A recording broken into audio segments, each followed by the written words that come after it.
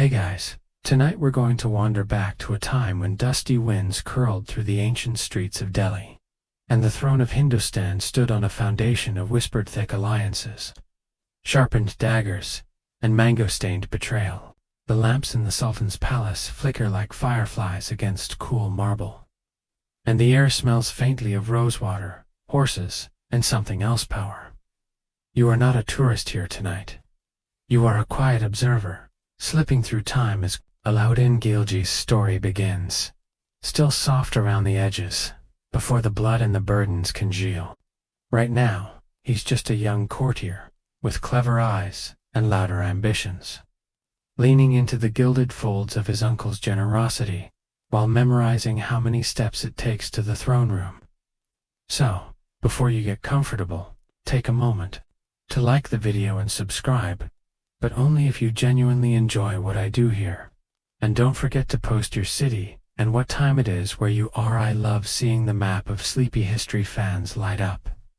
Now, dim the lights, maybe turn on a fan for that soft background hum, and let's ease into tonight's journey together. You begin your slow glide into the late 13th century, where the Delhi Sultanate hums with gossip and guarded power, and the Khilji clan has just started to warm its feet under the imperial table.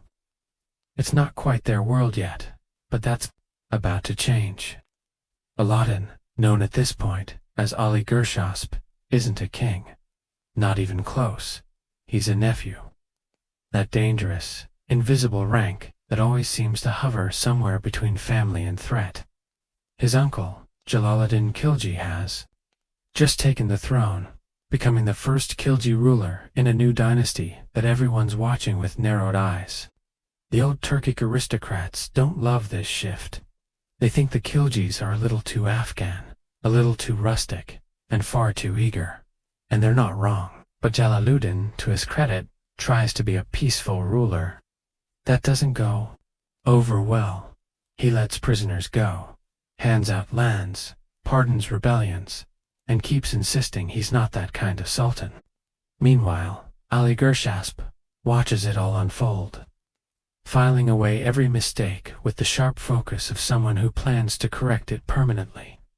Historians still argue whether Alauddin was always this ruthless, or whether Delhi's volatile mix of fear and opportunity simply drew it out of him, like iron from a vein of ore. What we do know is that from the start, he plays the game like someone who was never taught the rules, and therefore has no qualms about breaking them.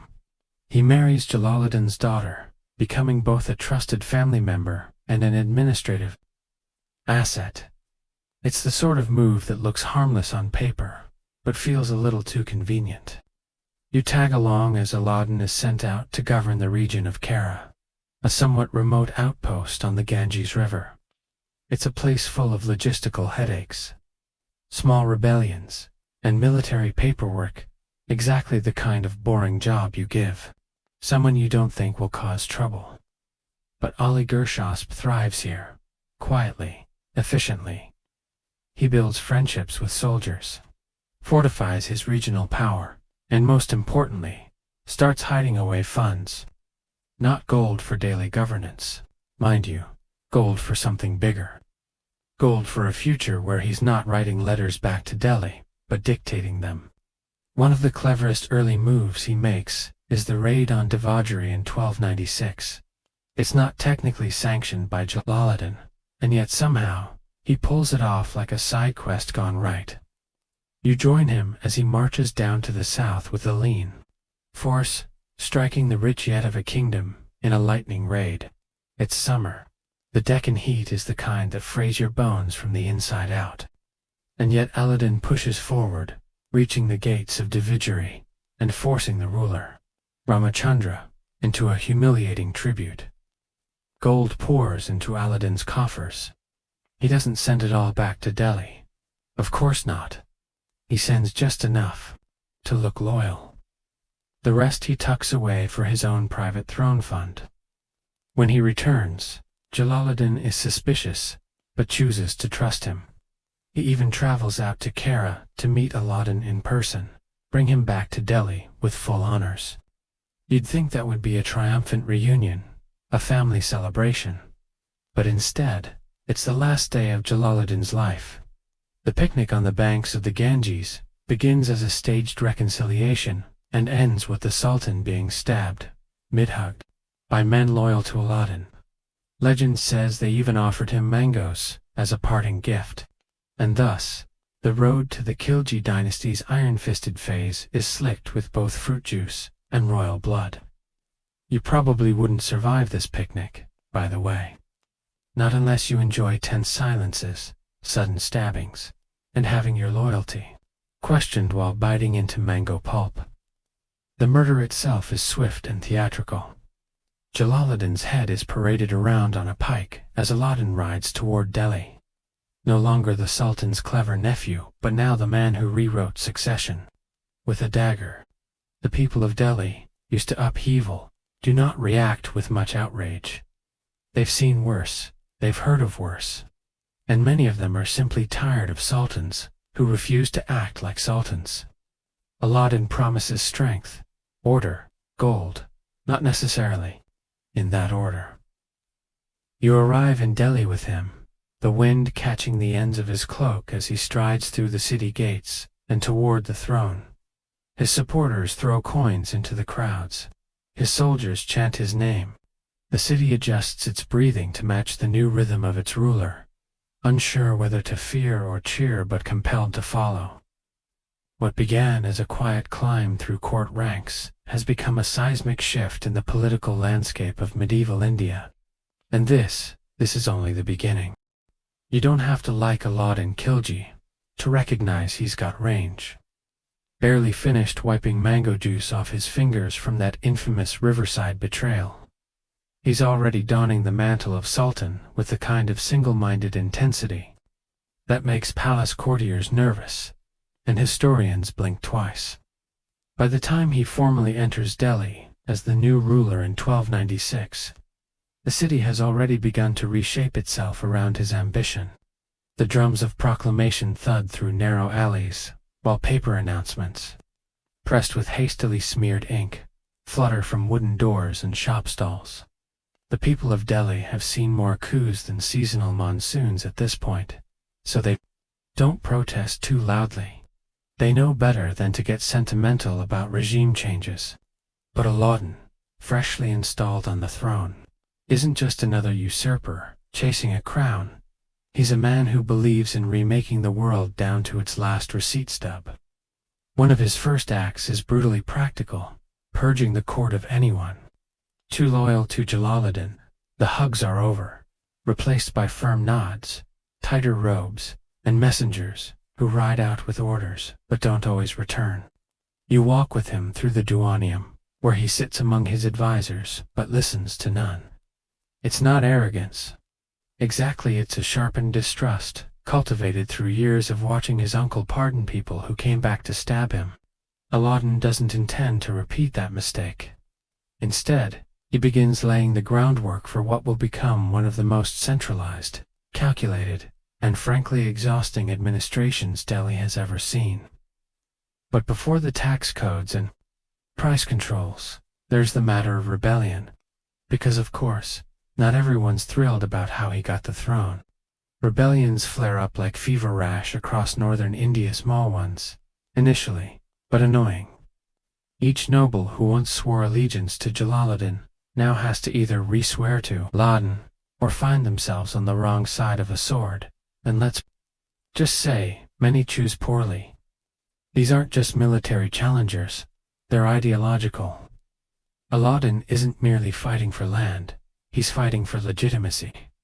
He knows that victory in battle isn't enough. He has to appear invincible, inevitable.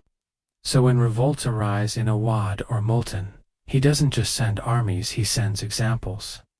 Heads displayed on spikes along city gates.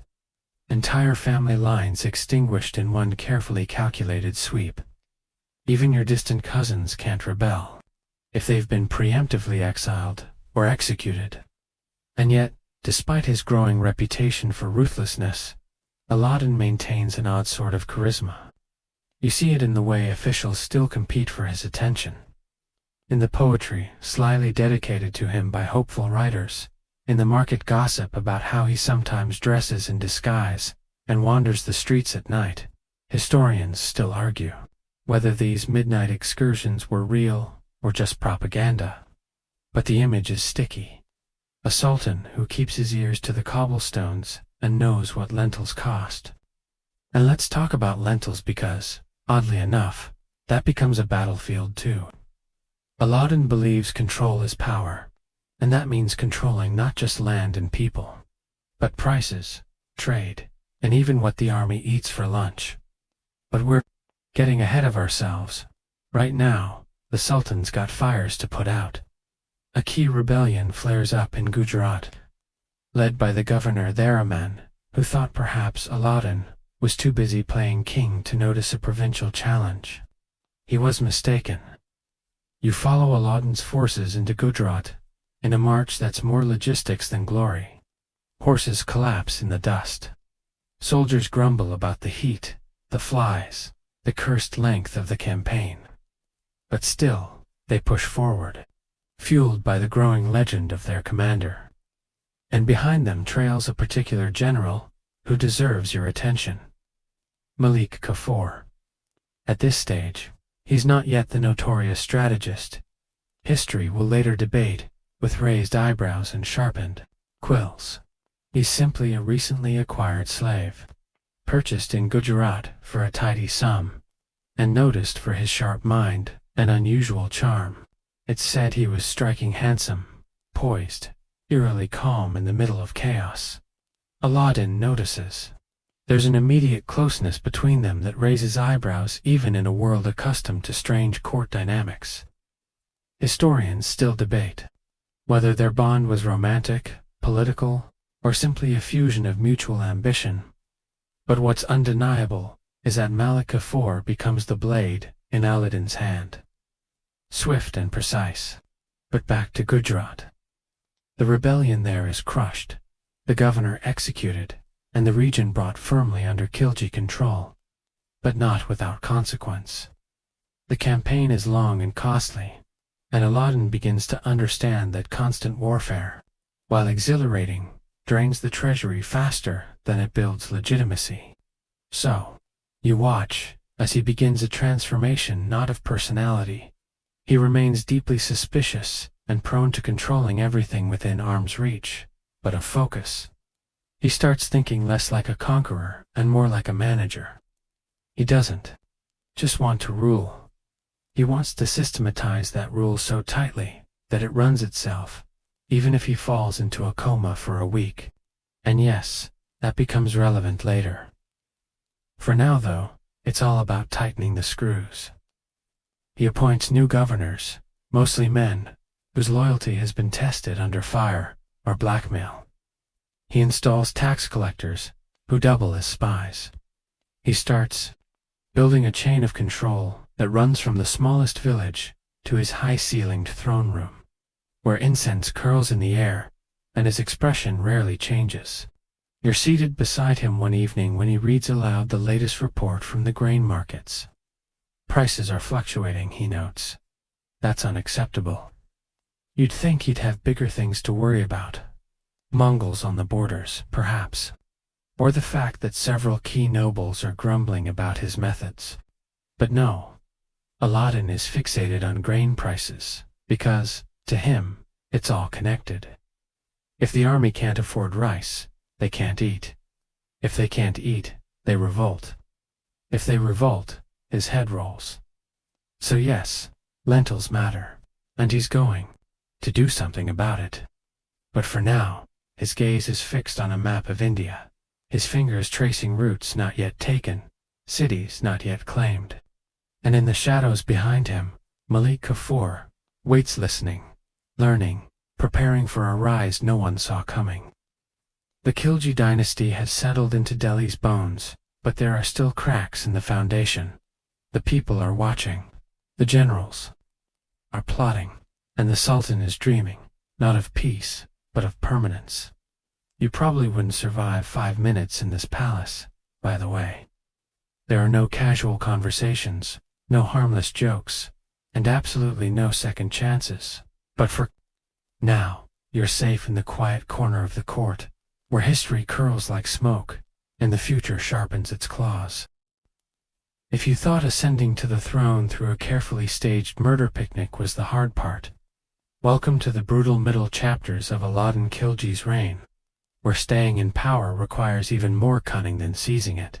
Now that the crown sits heavy on his head, and rebellions flicker like birthday candles in every province, Alauddin begins a new act in his long-running one-man play, absolute control.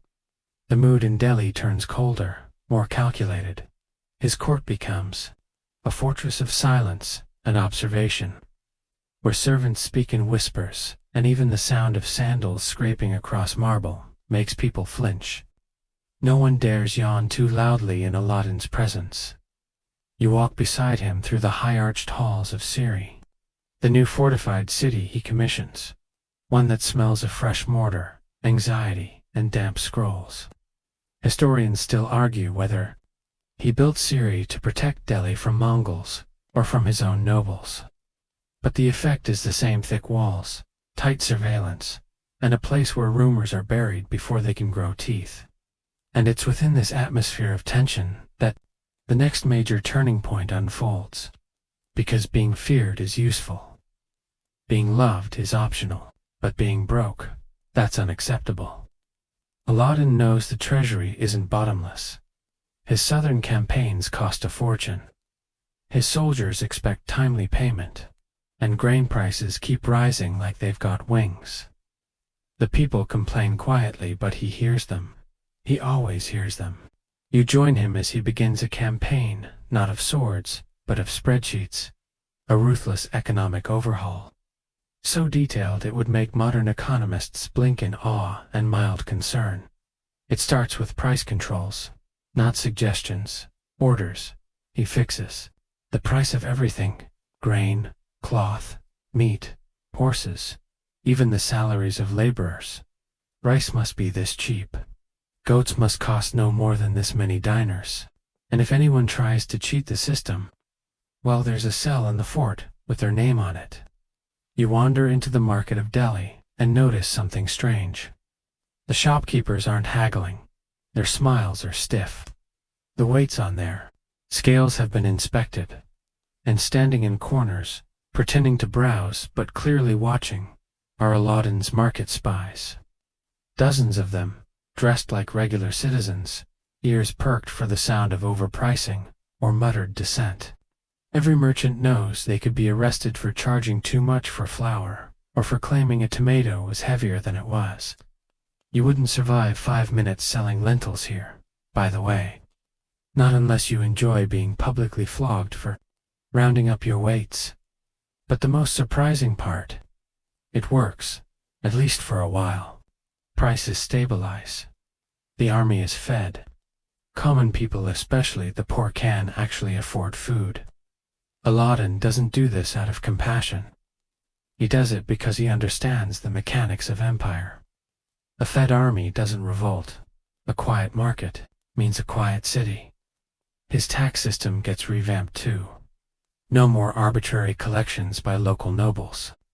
Instead, land is measured meticulously, and taxes are extracted directly by the state. Even the smallest farmer in the remotest village feels Alauddin's gaze on his grain sacks. Historians still debate whether this early form of state centralization was visionary or simply oppressive micromanagement. Either way, it was thorough. But perhaps the strangest part of his reforms is the system he devises for monitoring officials.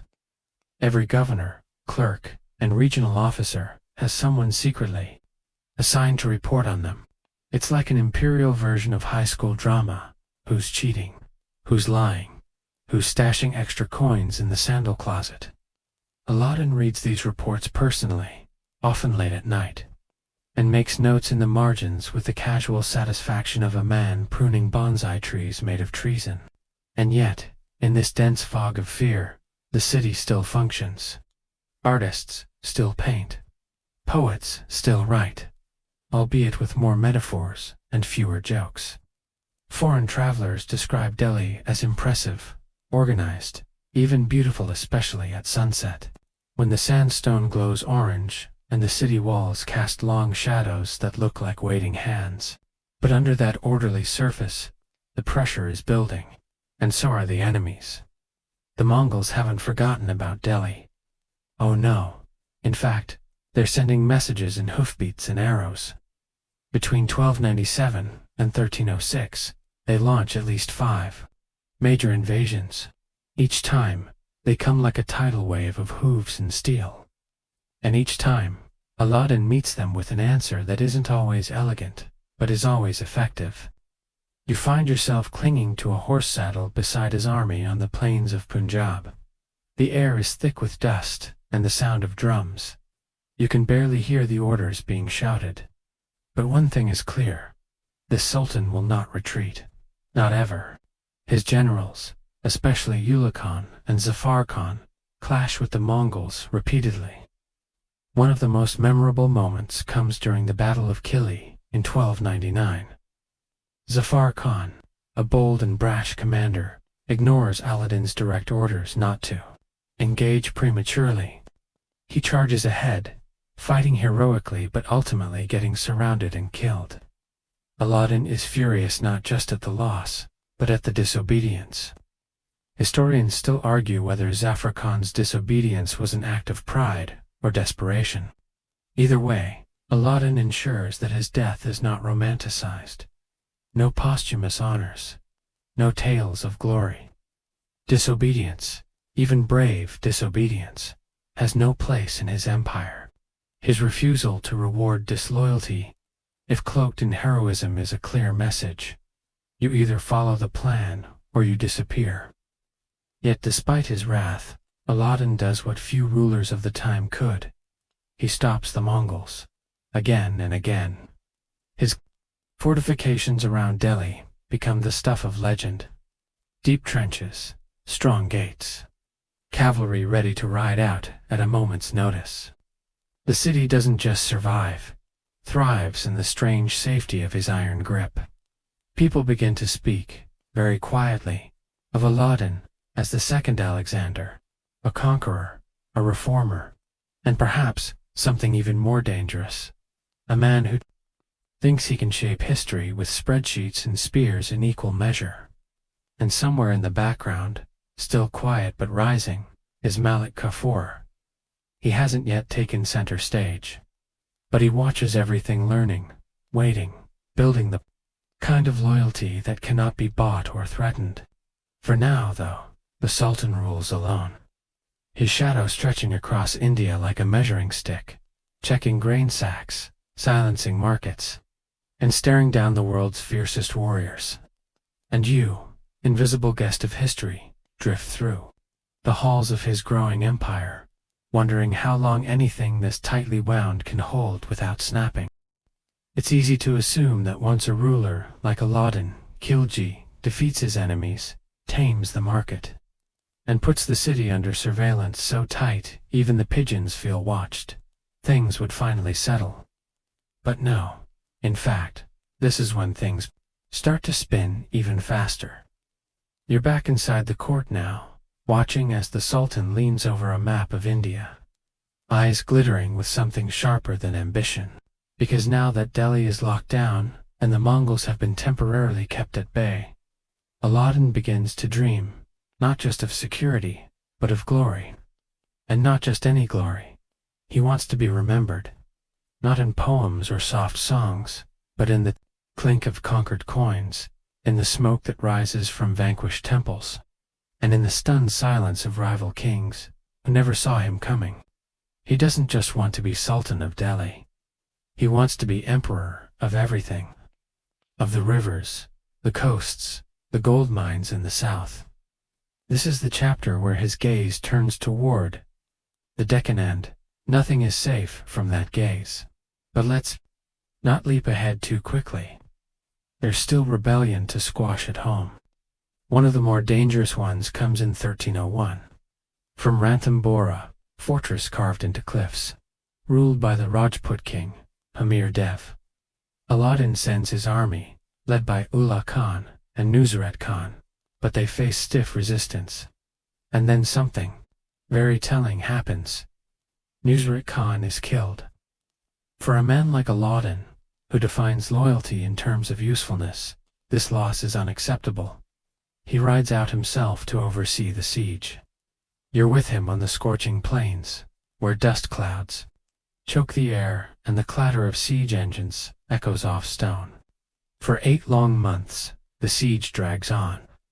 Finally, through a combination of strategy, pressure, and sheer stubbornness, the fort falls. Amir Dev is captured and executed. It's not just a victory, it's a message. Fortresses will fall. Bloodlines will end. Resistance is not romantic, it's brief. The campaign is followed quickly by another in Chittorgarh, the legendary seat of Rajput pride. The siege begins in 1303, and this time the resistance is even more mythic. Chittorgarh is ruled by Rana Ratan Singh, and according to later poetic accounts, especially the much-debated tale of Padmavati, Alauddin's motives are tangled not just in conquest, but in obsession. Now, historians argue furiously about the accuracy of this narrative. Did Padmavati exist? Did Alauddin actually desire her? Or was the story a later invention to romanticize the fall of Chittorgarh? We may never know. What we do know is this: the siege was real, the city was taken, and the aftermath was brutal. The Rajput women, facing certain defeat, performed ritual mass self-immolation to avoid capture. You feel the heat of that decision in your bones as the flames rise from the inner courtyards. Alauddin takes the fort, but the silence afterward feels like a haunting. Even he, ruthless as he is, knows that victory over the Rajputs comes at a cost that never quite leaves the air. Yet the victories keep stacking up. Jalore is next, in 1311.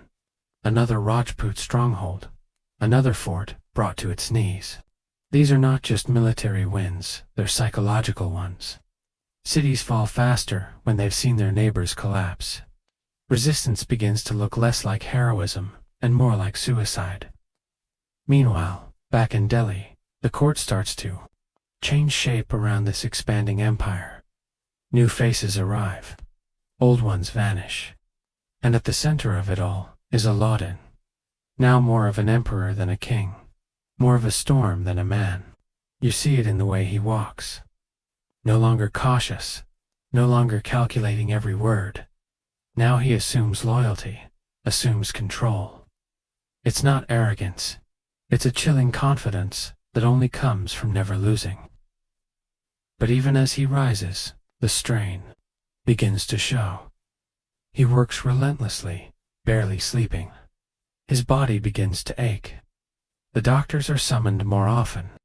He grows paranoid not without reason. Conspiracies are always sprouting like weeds in his shadow. He tightens security, implements harsher punishments, and all the while, the people of Delhi live in a strange twilight, safe, prosperous, terrified. One peculiar detail that slips into the record is his ban on alcohol and social gatherings. He believes vice leads to rebellion, and so, one by one, pleasures are outlawed. The city becomes quieter, less lively. Soldiers march, scribes record, and even music is muffled. You wouldn't survive a dinner party here. By the way, not unless your idea of fun includes dry bread, silent chewing, and avoiding the eyes of anyone who might report your sarcasm to the nearest spy. Yet despite all this, the empire works. It expands, it functions, it thrives. Because Alauddin, for all his cruelty, is an organizer of terrifying efficiency. He may not be loved, but he is respected. And in medieval India, that's often enough. His court begins to resemble something out of an illustrated manuscript, rich with color, but filled with tension. Robes of imported silk, incense burners, shaped like dragons, viziers who bow too deeply. And behind one of the carved pillars, always observing, always just beyond notice, is Malik Kafur. Still rising, still learning. But for now, Alauddin is alone at the top. His empire stretches. wider than any previous sultans. His enemies are either dead or subdued. And yet, when he looks out from his private balcony, he doesn't see peace. He sees unfinished maps. Cities that haven't yet fallen. Forts that haven't yet burned. The crown he wears doesn't rest easily. It pushes down, like a weight that grows heavier the higher you climb. And he still has further to go. The deeper you drift into Alauddin Khilji's empire, the more you begin to notice that this is not a realm run by inspiration or joy. It is an empire held together by fatigue and calculation. And yet somehow it still moves forward. In the 5th year of his rule, Alauddin begins to do something no sultan of Delhi had ever done so systematically. He turns governance into an art of control. His days are scheduled like military campaigns. He rises early, reviews reports handwritten in shaky ink by trembling scribes, inspects his military regiments personally, and questions even his most loyal generals with the calm suspicion of someone who fully expects betrayal before breakfast. You find yourself seated with him beneath the massive domed ceiling of the court, where banners from conquered territories hang like half-remembered dreams. Around him, nobles stand at fixed distances, never too close, never too relaxed. Even his own children are careful in how they approach. The air is thick with incense and expectation. One of the most overlooked but essential parts of Alauddin's rule is his obsession with information. He believes that knowledge is the real engine of empire, so he begins expanding his already vast intelligence network into a spy system. So elaborate, it could make modern surveillance states pause for breath. Every region, every army unit, every market, every tax office has its whisperers. You cannot sell a mule in Bengal without a report eventually ending up on Alauddin's desk in Delhi. He reads them. He annotates them. He sometimes sends his own spies to spy on his spies. And yes, it works. Corruption drops. Theft declines. Even gossip becomes more measured. People learn to think in whispers and act in shadows. Historians still debate whether Alauddin's system was a form of statecraft genius or merely paranoia with a ledger. But what's clear is that it functioned. You'd never survive as a government clerk in this regime, by the way. One wrong number on a tax record, and you might find yourself explaining arithmetic in a windowless cell. Or worse, promoted and watched even more closely.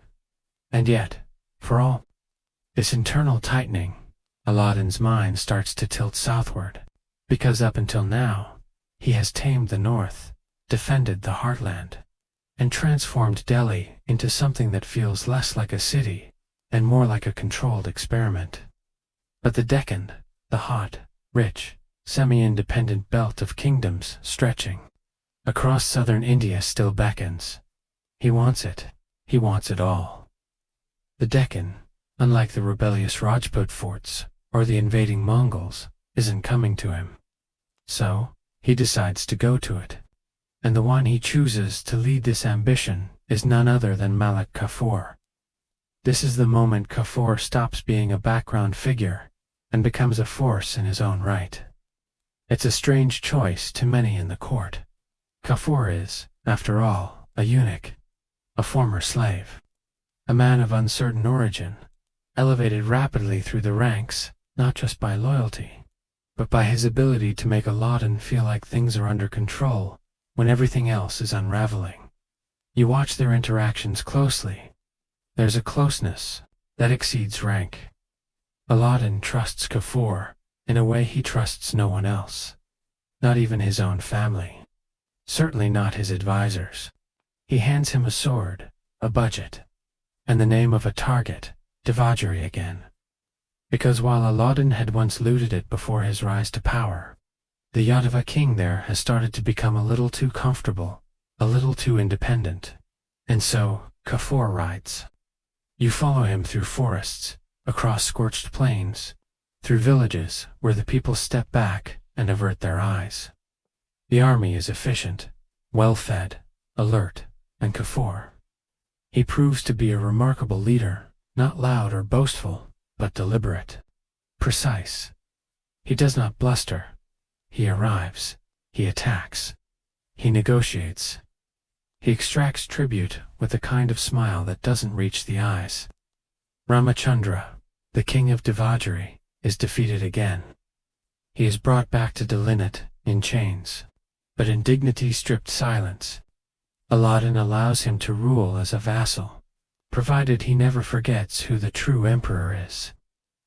You are present in the court when Ramachandra bows for the first time. The silence is complete. Even the birds outside the palace seem to stop chirping.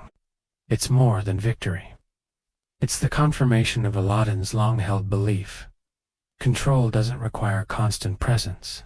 It requires consistency and consequences. But Alauddin doesn't stop there. Oh no, the fire has been lit. Now he sees the south as not just ripe for tribute, but for transformation. And with Kafur as his sword and mirror, he begins planning new campaigns. Warangal, Dwara Samudra, cities so far south that few in Delhi had ever seen their coins, much less imagined ruling them. And yet, Alauddin does.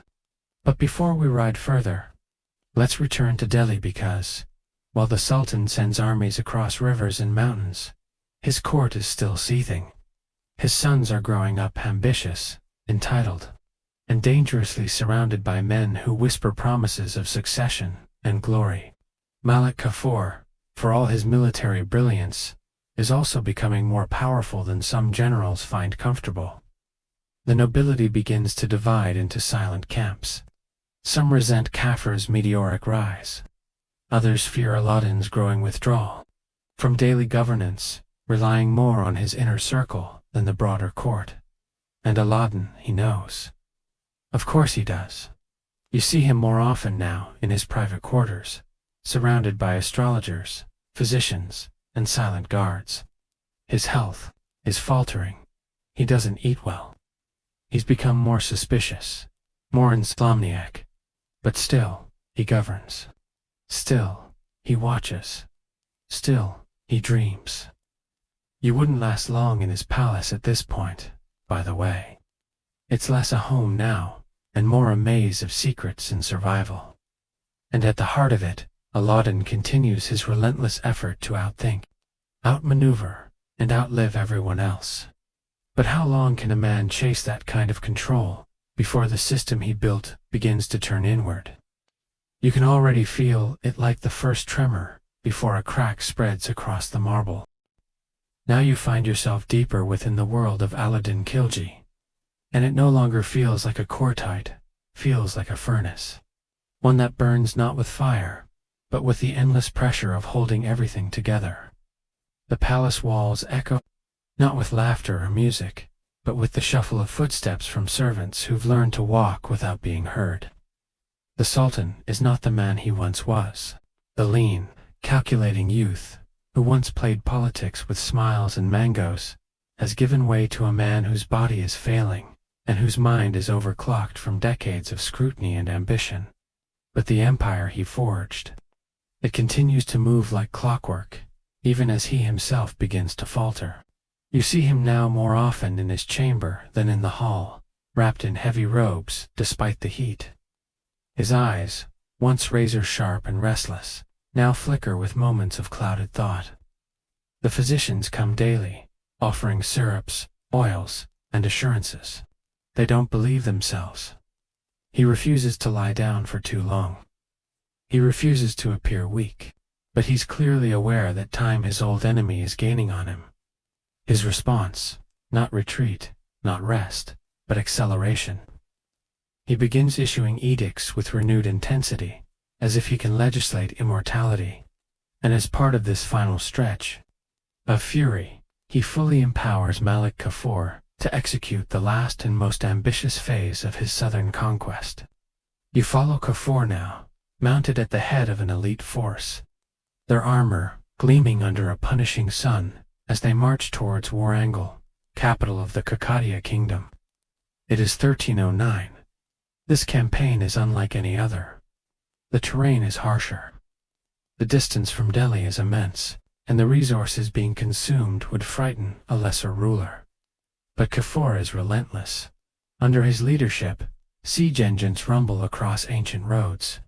Supply caravans stretch across the horizon, and the soldiers, though weary, move with the cold determination of men who know their commander's favor flows directly from the Sultan himself.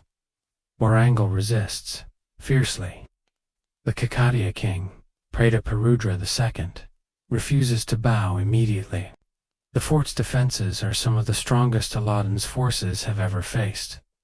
The walls are high, the supplies are deep, and the will of the defenders is unbroken. But Kafur plays the long game. He doesn't rush. He circles, pressures, negotiates. Eventually, the king is forced into submission, by destruction, but by exhaustion. A treaty is signed. Tribute is promised. And Kafur, ever the efficient executor, returns not just with gold, but with detailed accounts of everything. How many horses the Kakatiyas fielded, what their armor was made of, even how the palace smelled on rainy mornings. It's not just war, it's reconnaissance. Alauddin, bedridden in Delhi, receives these reports like lifelines. For him, they are proof that his reach still extends into the unknown. And before he can finish reading one account, Kafur is already preparing for the next campaign, this time farther south. Dwara Sumatra, Madara, lands so remote they might as well be myth to the northern elite. And yet, they are very real. The Hoysalas, the Pondius, these are not mere provincial kings. They are dynasties with lineage, with elephants, with gold mines, with gods carved into temple walls. Kafur descends upon them like a celestial accountant, part warrior, part tax collector. The battles are fierce, especially in Madurai, where the Panja brothers are engaged in a civil war of their own. Kafur exploits the chaos perfectly. He extracts staggering amounts of wealth, gold, jewels, elephants, and more. You ride beside him as he returns to Delhi, with a caravan so long it takes days to pass through the city gates. Poets will later describe it like a dream. 27 elephants covered in gold armor, carts filled with temple statues, coins raining from the sky like monsoon. It is Alauddin's greatest moment of imperial wealth, and he doesn't even stand to witness it. He's too ill now. The court lines up in his chamber, delivering updates as he sits propped up on cushions, his body failing even as his empire swells. He watches with dull, watery eyes as Kafur kneels before him. There's a tenderness, here unexpected quiet. A whisper between two men who understand what they've built and what it's cost. And you notice the shift, because the real question is no longer about expansion, it's about succession. And here, Alauddin stumbles. Despite being a man obsessed with control, his succession plan is more hopeful than secure. He has sons, some ambitious, others incompetent, but none truly tested. The eldest, Khizr Khan, is favored by many. He's well liked, poetic, mild, but Alauddin doesn't trust him. He sees softness where others see grace. Instead, the Sultan leans more heavily on Kafur, who has proven not just loyalty, but ruthlessness. And somewhere in this quiet pivot, the future is reshaped. Because Kafur begins to think not just like a general, but like a kingmaker. Historians still argue whether Alauddin formally named Kafur as regent, or whether the transition was more subtle, more desperate. What's clear is that by 1315, Malik Kafur is effectively running the empire.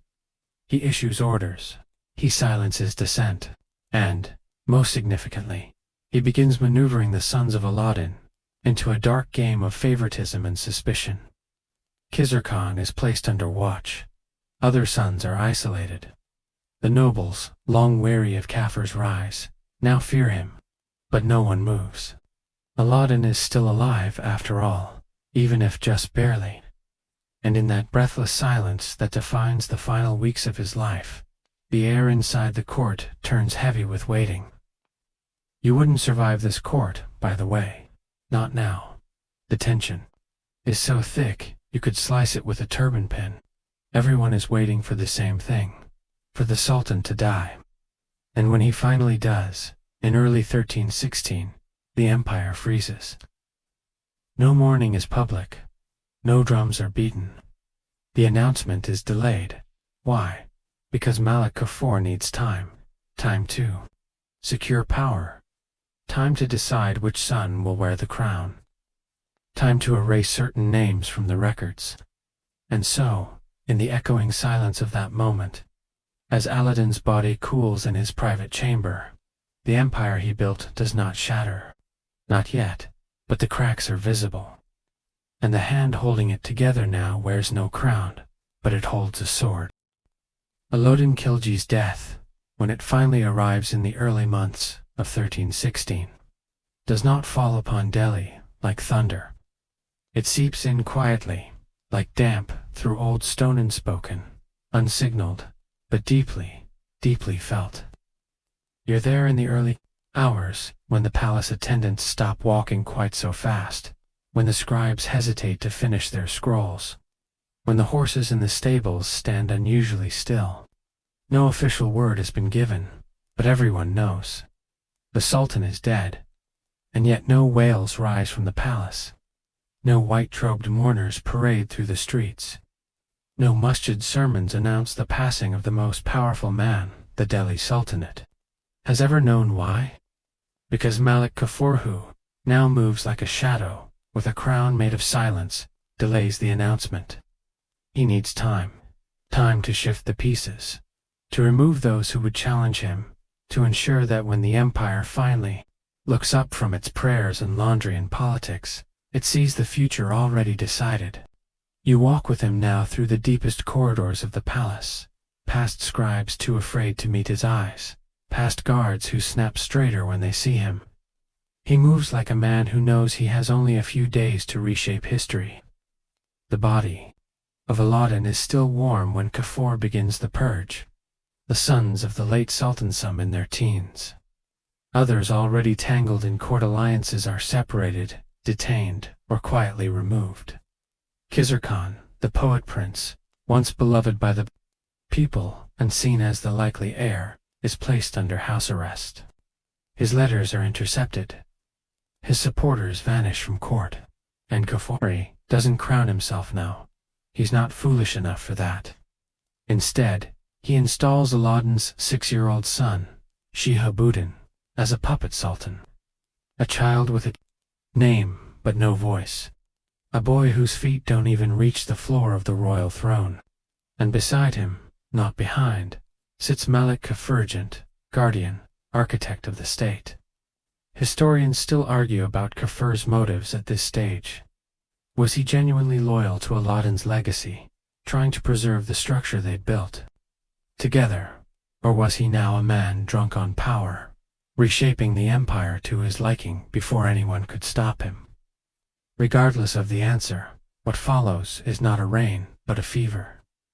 Kafur begins executing anyone suspected of disloyalty. Governors, generals, even old friends of Alauddin, who dare to question the boy king's elevation. You don't hear shouts in the court anymore, only whispers. Only the shuffle of sandals in the night, when someone's taken away and never returns. You wouldn't last here. Not now, not even as a ghost. And yet, despite the control, the silence, the elaborate rituals of stability, something is cracking. The nobles of Delhi, those same cautious men who once tolerated Kafur's rise under Alauddin, begin to unite in their fear.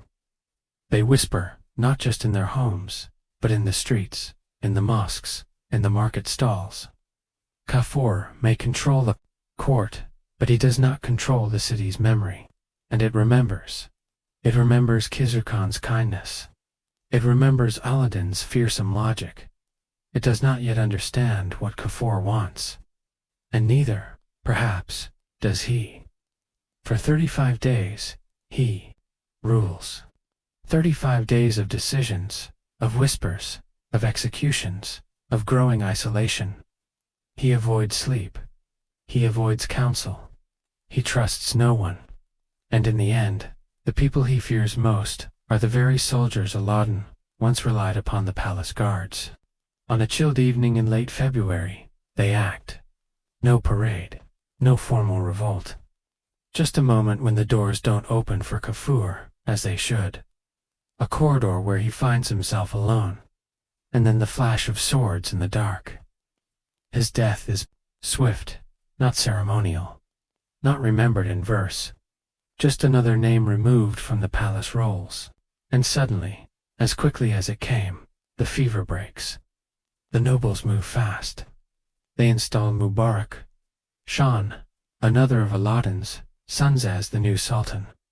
He is older than Shihabuddin, more forceful, more eager. And with that, the Khilji dynasty begins its slow, inevitable decline. Mubarak tries to rule, as his father did. But it's clear from the start that the machinery no longer fits the hands of its new operator. The old ministers have fled. The economy strained by endless military campaigns and Kafirs, mismanagement is creaking. The people are restless. But Mubarak, for all his faults, is not passive. He tries to assert control. He lifts many of the harshest policies of Alauddin's reign: price controls, social restrictions, the alcohol ban. He hopes that by relaxing the grip, he will earn the people's love. What he receives instead is apathy from the people and scheming from the court. You walk through the streets now and hear laughter again. Ale is poured in corners where only water flowed before. But the order of the empire, that quiet dread that kept everything moving in rhythm, is gone. In its place is something that smells like freedom, but tastes like decay, and Mubarak. He turns to cruelty to keep his throne. Executions resume. Paranoia returns. His court becomes a stage for increasingly strange rituals. He surrounds himself with flatterers. And then, finally, he makes the mistake that seals the Khilji dynasty's fate. He places his trust in Khusrau Khan. Khusrau, a converted Hindu and a military leader of enormous ambition, rises swiftly in Mubarak's favor. Too swiftly. Their relationship becomes a source of court gossip, strange closeness, lavish rewards, quiet whispers about what happens behind closed doors. But you know where this leads, don't you? You've seen the cycle. One night, the guards do not guard. One morning, the Sultan does not rise. Mubarak is murdered in 1320. Khusrau Khan takes the throne, and the Khilji dynasty, founded on betrayal, grown on steel, and ended with a whisper, comes to a close. You feel it in the air now. The silence is different, not controlled, not organized, just empty. The empire does not collapse. It simply stumbles forward, like a great machine with a missing gear. And in that silence, waiting in the north, is Ghiyasuddin, ready to pick up the crown, reshape it, and declare a new beginning. But that's a different tale. For now, you remain in the echo of Alauddin's legacy, an empire of iron, ruled by discipline, broken by ambition. You wouldn't survive this world, but somehow, for 7 sections, you have. So close your eyes, feel the heat of Delhi fade, and remember that even the strongest rulers are only borrowing time. By now you've seen Alauddin Khilji rise from obscurity to emperorship, watched him sculpt an empire from fear, numbers and iron, and you've followed it as it swelled, then slipped into the grasp of others. But you haven't yet stepped inside the machine that made it all possible. So tonight, we open the heavy wooden doors of the Sultanate's inner workings, the daily life of an empire at its peak. This is not a battlefield. This is the clockwork behind it, because for all his swords and conquests, Alauddin's true empire pulsed, not just on war, but on systems minute, exhaustive, bizarre systems that governed everything from the price of onions to the fabric weight in royal curtains. You wake in a quiet Delhi neighborhood sometime in the middle of Alauddin's reign. The dawn prayer has ended. Smoke drifts from chimney holes. and the markets are stirring, but no one is rushing. Why? Because everything, literally everything, is on a schedule and under inspection. The butcher must open his stall at a precise hour, offer meat at a fixed price, and weigh it on scales, inspected that very morning by one of the Sultan's revenue officers. No tips, no bargains, no friendship discounts. If a widow buys fish and finds it heavier with water than with meat, she can walk straight to the Kotwal, the police chief, and lodge a complaint, and odds are someone will be arrested. This is not capitalism. This is Alauddinism. And the shopkeepers, they're exhausted. They keep multiple sets of records, learn to smile without smiling, and have learned that the safest customer is one who doesn't speak. You wouldn't last an hour here trying to haggle over lentils. You'd be politely escorted out by a grain inspector who moonlights as a spy. But walk a little farther with me into the palace district, and things grow even stranger, because inside the government halls, the empire runs on more paper than steel. Scrolls are everywhere. They hang from walls. They pile on tables. They are copied, reviewed, sealed with red ink, and stored in shelves that stretch like endless ribs along stone corridors. Each scroll represents land, measured, tax recorded, a soldier paid, a price checked. Alauddin's bureaucracy is perhaps his most astonishing achievement.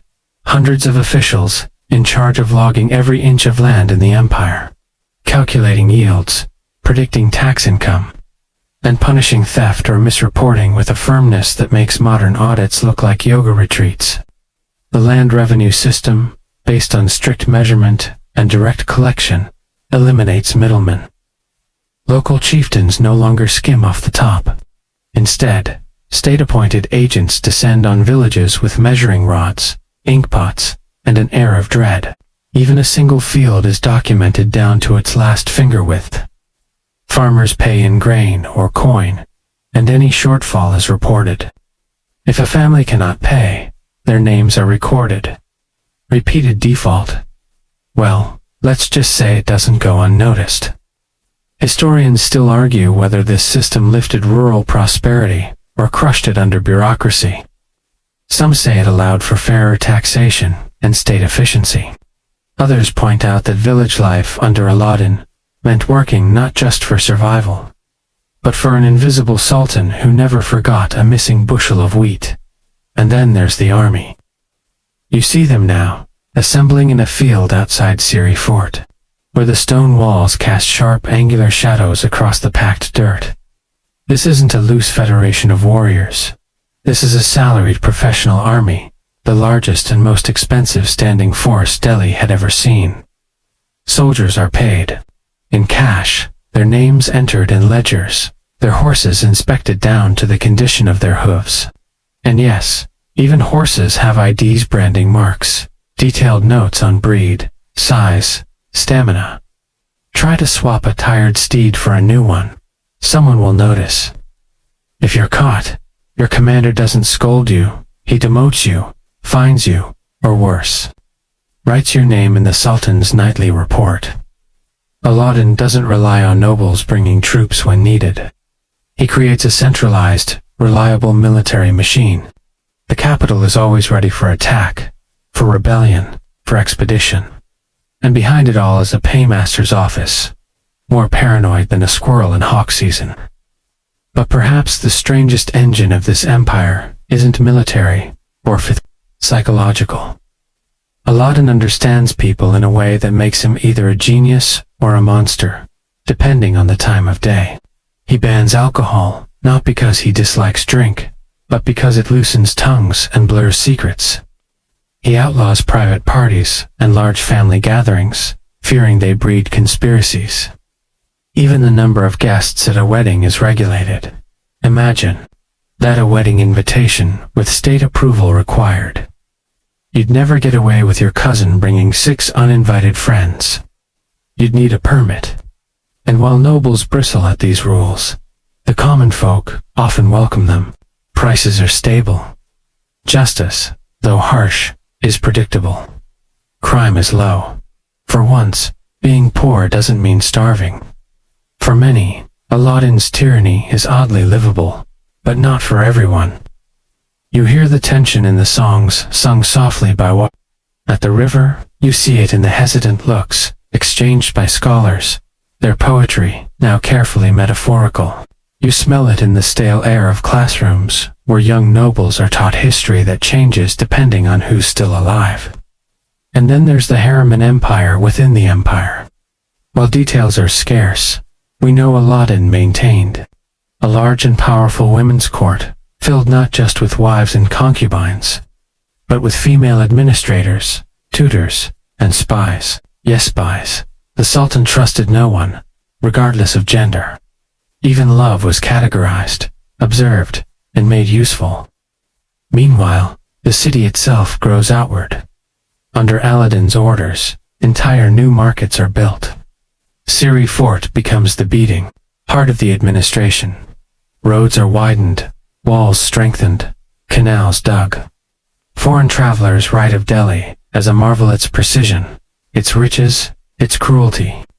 Ibn Battuta, though he arrives later, would write with a mix of awe and anxiety about how well run and how terrifying Delhi could be. And through it all, Alauddin watches. Even when too ill to stand, he reads reports by lamplight. Even when too weak to write, he dictates orders. He is everywhere, not by magic, but by paper, people, and pressure. His presence is not just on the throne, it's in every corner of Delhi. You cannot buy grain, attend a sermon, or sell a goat without encountering him. And that is perhaps his greatest achievement, making governance a ghost that follows every action, every price, every breath. You might not see him, but he sees you. Asterisk. Now that you've wandered the silent halls of Alauddin's palace, traced his paper trails through market stalls and military camps, and seen the eerie precision with which his empire functioned, let's step outside the capital entirely, because, even though Delhi was his crown jewel, the beating heart of the Khilji regime was not limited to stone walls or paper scrolls. It stretched, pulsed, and demanded loyalty across regions so vast and diverse, they might as well have been worlds apart. And tonight, you travel with his officials and foot soldiers into the rural spine of the Sultanate fields, forests, and rivers where empire meets ordinary life. You begin your journey in a dusty village beyond the Yamuna, the sort of place that never sees a prince or hears a war drum, but still feels the weight of a ruler hundreds of miles away. Life here is built around the rhythm of seasons, sowing, reaping, hoping the rains come late, but not too late. Yet, even in this forgotten corner, Alauddin's presence is unmistakable. You see it in the measuring rods carried by revenue collectors who march in like they own the air itself. These men, part accountant, part enforcer, come twice a year. They don't bring weapons. They bring ink and fear.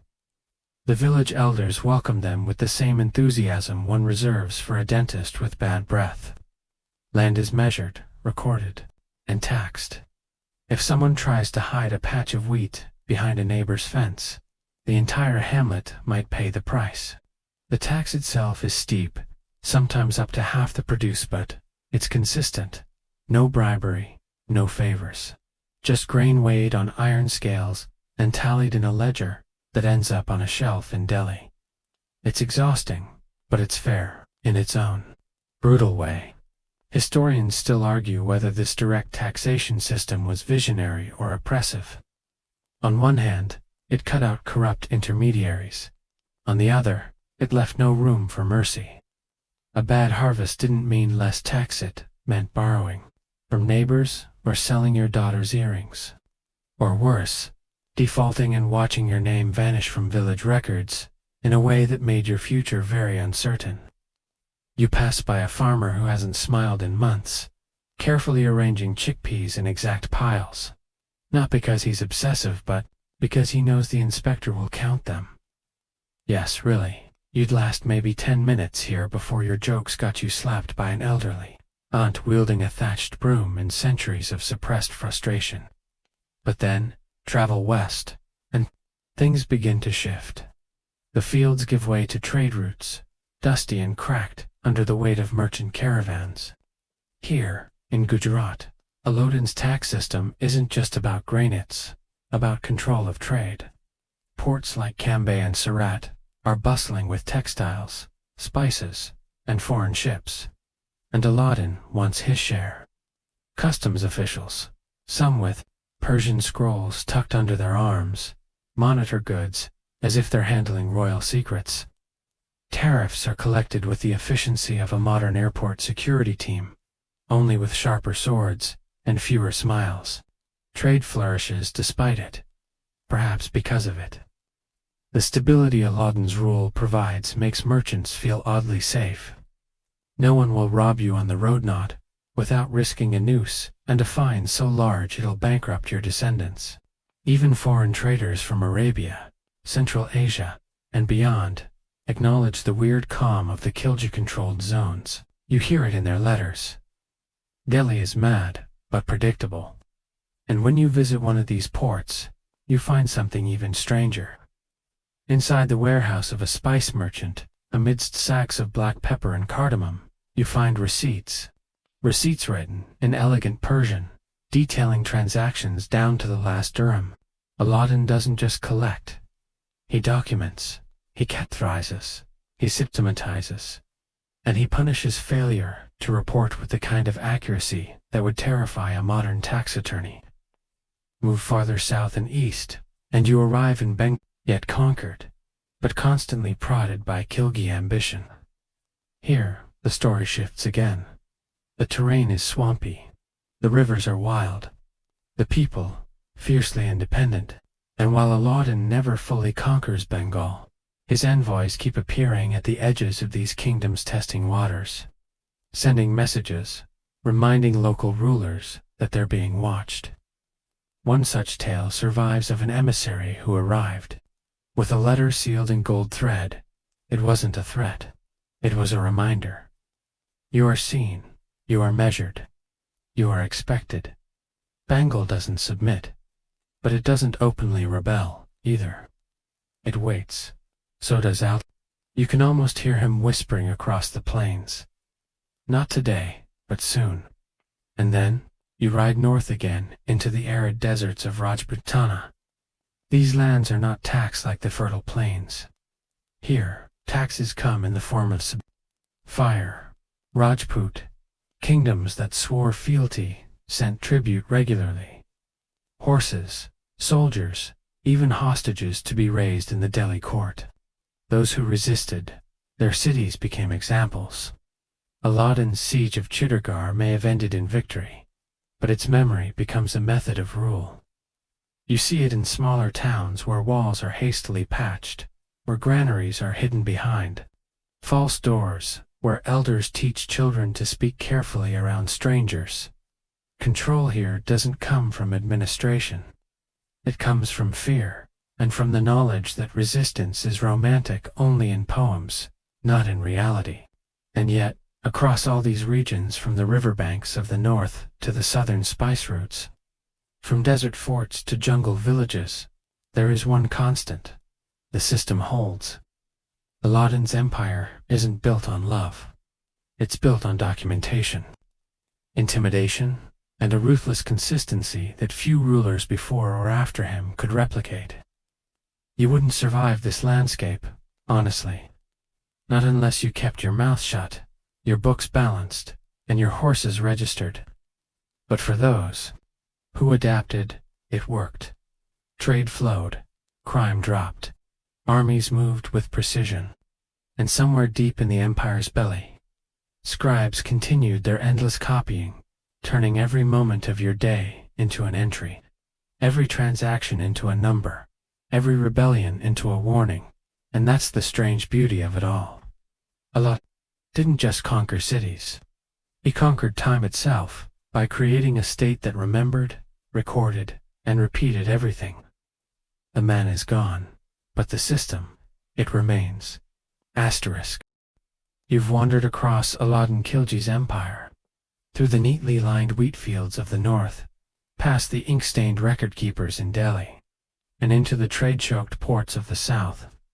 But what happens when you pull back the curtain on the people within the system? Not the generals or governors, but the ordinary ones. Tonight, you settle into the daily lives of those who lived under Alauddin's reign: farmers, scholars, soldiers, artisans, and even those who had no place at all: wanderers, entertainers, and the quietly cursed. The strange thing is, while his name echoed through stone-carved proclamations and golden-scribed farmans, most people never saw Alauddin himself. They saw his system, and they felt it not through fear of his sword, but through the rhythm of rules that shaped everything they did. Start, perhaps, with the farmer in a village just outside Multan. You wake with him before sunrise. He stretches beneath a threadbare woolen blanket, shakes dust from his turban, and drinks water that tastes slightly of iron. He doesn't pray first, he checks the clouds. Because whether he eats next month depends not on what his faith says, but on whether the monsoon arrives precisely when it should. Then he prays. He heads to his fields with a sharpened hoe, carefully marking the borders of his land. Not because he forgot where they are, but because the Sultan's revenue men might be back this week. Alauddin's government keeps such meticulous records that even the farmer's buffalo has a registry entry. And yet, despite the pressure, there's an odd calm to it all. The farmer knows what's expected. The tax will be taken, but so will his neighbors. There are no corrupt chieftains demanding bribes this year. The system is merciless, yes, but at least it's fair in its cruelty. And next to his plot, an old woman sings a song about a golden city where rice grows from silver soil. You ask her where she heard it. She shrugs. My grandmother, before Alauddin, or maybe after. Songs like systems linger. Meanwhile, in the cities, life follows a faster pace. Walk into a weaver's workshop in Delhi, and you'll find 10 men working in silence, their fingers calloused from silk thread and dye. The youngest apprentices have memorized dozens of cloth patterns, ones that will never bear their names. Their job is simple: produce uniformity. Alauddin's fixed-price system means every bolt of cloth must be identical. The same number of threads, the same length. If the pattern slips, even by a stitch, the merchant won't pay full price. And the merchant, in turn, cannot overcharge the buyer, because the Sultan's price inspectors will catch it. And yet, the weaver keeps working. His face is blank, but his foot taps to a rhythm you can't hear. Perhaps he finds peace in repetition. Perhaps the only way to survive a system so rigid is to master its rhythm until it feels like music. Up above, a scholar at a madrasa scratches notes in the margins of a worn Arabic manuscript. He's writing not commentary, but complaints. Quietly, carefully. He's tired of copying theology that never changes. Tired of being watched by spies, who may or may not be students. The scholar misses the days when poets could mock the court without being hauled off at dawn. Alauddin wasn't exactly a fan of literary freedom. Too many ideas were dangerous. Even metaphor was suspect. You wonder if the scholar will erase the note later, or leave it there, hoping some future reader finds it and remembers that, even in a strict empire, someone dared to mutter through ink. Just down the road, a soldier practices drills in the open field behind a barracks. His horse is groomed so finely it looks like it was sculpted from onyx. His armor shines in the heat, and every move he makes is inspected. He's not fighting, he's performing compliance. Alauddin's army is built on discipline, not glory. The soldier is paid in silver. He knows exactly how much, because if he doesn't, the quartermaster will. Every sword stroke is a line in a budget, every shield scratch a logistical entry. The soldier doesn't dream of battle. He dreams of pension eligibility.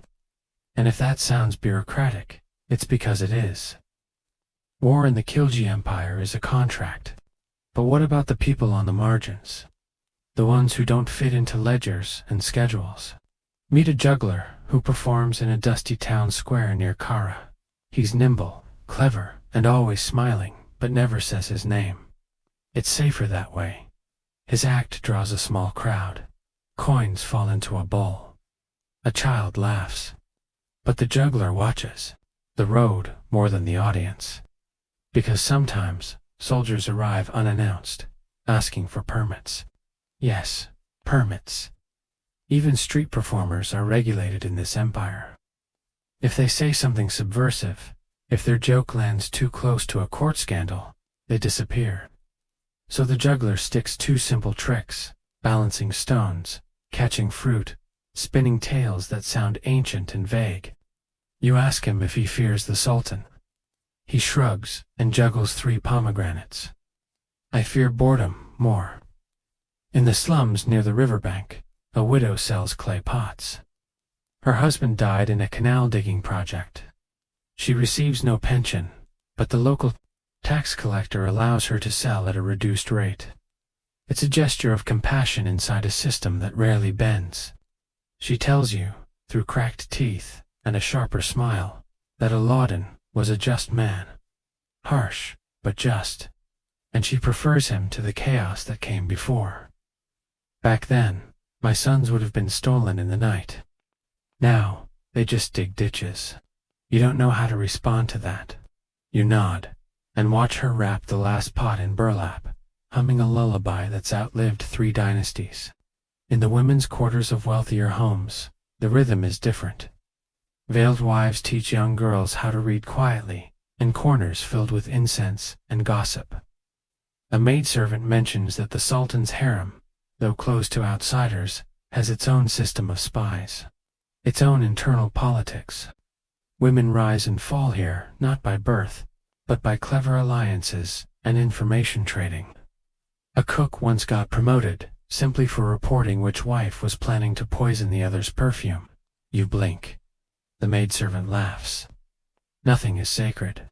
In a palace, not even lavender. And finally, outside the city walls, in the open fields, where wild dogs howl and the stars come without permission, a wandering mystic prays beside a small fire. He carries no papers. No taxes are recorded in his name. He says nothing, but he watches. People like him don't show up in revenue records or court poems, but they remember everything. They are the living archive of a time that was scripted too tightly for comfort. You sit beside him, but he doesn't acknowledge you. Just stirs the fire and hums a song that, somehow, you recognize from the old woman in the village. And you realize, for all his control, for all his rules, Alauddin could not silence the edges. Stories still moved. Laughter still echoed. Even under the weight of his order, life found space to bend, twist, and quietly, invisibly, dance.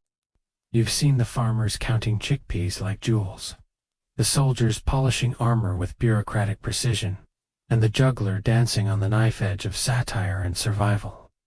But now, it's time to follow the ripples of Alauddin Khilji's empire beyond Delhi's gates, beyond India's borders, and into the curious world of international diplomacy, foreign perception, and distant empires wondering who exactly this relentless sultan was. Because while Alauddin may have ruled with iron domestically, he understood something else entirely about the art of appearing powerful abroad, the image of empire. Like the scent of attar, had to travel well. You begin tonight, not in Delhi, but in Cairo. Yes, Cairo, thousands of miles away, across deserts and seas.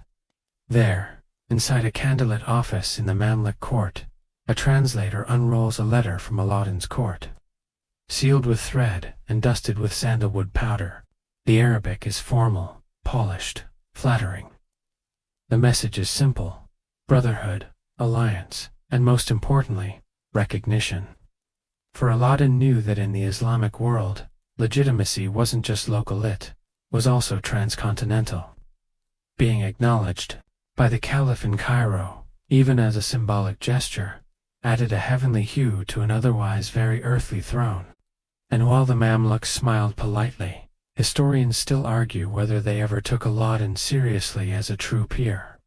Some say they viewed him as a useful buffer against Mongol expansion. Others claim they mocked his claim to caliphal affection. But what's undeniable is that letters were exchanged, gifts were sent. And somewhere, in a box beneath Cairo's Sultanate archives, is a jewel-encrusted turban pin that once belonged to a Khilji ambassador. Now shift your view eastward, across the mountains, into Central Asia. Here, Alauddin was a very different name. Not a brother, but a barrier. Because one of his greatest foreign policy feats, though often forgotten, was how he managed to repel the Mongols again and again. While much of Asia fell beneath their hooves, the Delhi Sultanate, under Alauddin, repelled over a dozen Mongol invasions. You walk now through the battered remains of a northern fort, one that stood as a wall between chaos and civilization. The guards there are more scarred than polished. Their boots are worn to thread, and they speak little, because here, on the empire's edge, the enemy never sleeps. Historians debate whether these victories were strategic brilliance, raw luck, or Mongol overconfidence. But what's clear is this. While Baghdad burned and Samarkand wept, Delhi stood, and in doing so, it earned a strange reputation among its neighbors. Mongol envoys called it the stubborn stone. Traders from Persia spoke of Delhi with equal parts awe and dread, amazed at its wealth, wary of its laws. And then there's China. While direct diplomatic exchanges are sparse, Alauddin's ports saw Chinese goods, silk, porcelain, medicinal herbs. The exchange was silent, commercial, yet real. You find it in the records of a ship's manifest in Gujarat, listing curious bowls that ring when struck, likely Chinese singing bowls brought for nobles who liked their music with a little mystery. So, the question becomes, how did Alauddin manage to keep foreign powers distant, engaged, but never dominant? The answer lies not in flashy embassies, but in quiet control of his own borders. He didn't send armies into Persia. He didn't declare himself Emperor of Asia. He focused inward. Strength at home meant leverage abroad. Foreign envoys were received with ceremony, but never flattery. When a Mongol envoy demanded tribute, the response was not a polite letter, but a skirmish, followed by a public hanging. Message received.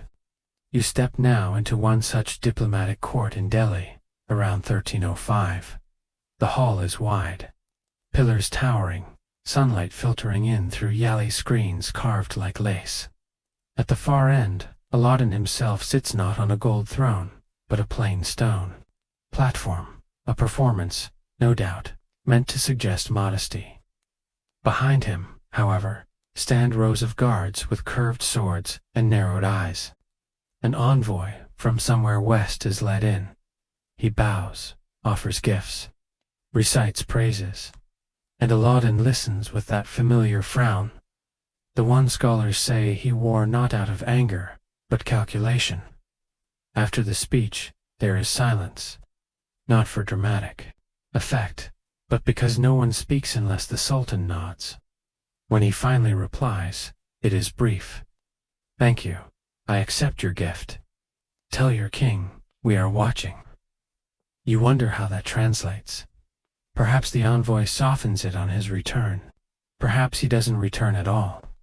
Not all diplomacy ends in paperwork, but not all foreign relations were hostile. Alauddin understood trade's quiet diplomacy. His rule was known for making India a hub that foreign merchants depended on. Ships docked at his ports, not because they feared him, but because they trusted him. Trusted that the roads would be safe, that their goods would be sold at fair prices, albeit regulated ones, and that their complaints would be heard. Foreign merchants might roll their eyes at the bureaucracy, but they came, and kept coming. Even European travelers, though, who began to hear whispers of this empire in the east where gold flowed, where markets never haggled, and where a sultan once banned alcohol and laughter in the same decree. You chuckle, Probably true. Probably exaggerated. Either way, it worked. The idea of Delhi traveled farther than its armies. And then, there were the religious dynamics. Alauddin, though a Muslim ruler, walked a complicated line when it came to religion. He promoted Islamic scholars, built mosques, and enforced some Sharia laws, but he didn't seek caliphal approval for legitimacy. He also didn't force conversion on non-Muslims en masse, preferring a more pragmatic, taxable approach. His dealings with Hindu kingdoms were brutally strategic, not zealously ideological. Conquer, collect, but don't interfere too deeply.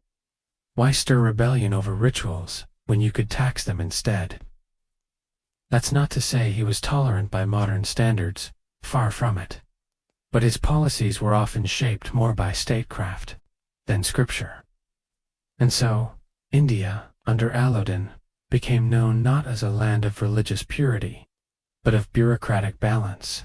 And in the echoing halls of foreign courts, that was more terrifying than any crusade. Because how do you fight a ruler who doesn't care if you believe in him, as long as you file the right paperwork? And that, ultimately, is the strange diplomacy of Alauddin Khilji. No sweeping alliances, no romantic treaties, just a quiet confidence that his empire spoke for itself. Foreign powers could send gifts. They could ask favors. They could write poetry about Delhi's beauty or rage about its stubbornness. But they could not ignore it. And centuries later, neither can you. Whether from a dusty Cairo archive, a cracked Mongol scrawl, or a Chinese shipping manifest, Alauddin's empire whispers through history. I did not need to come to you. You came to me.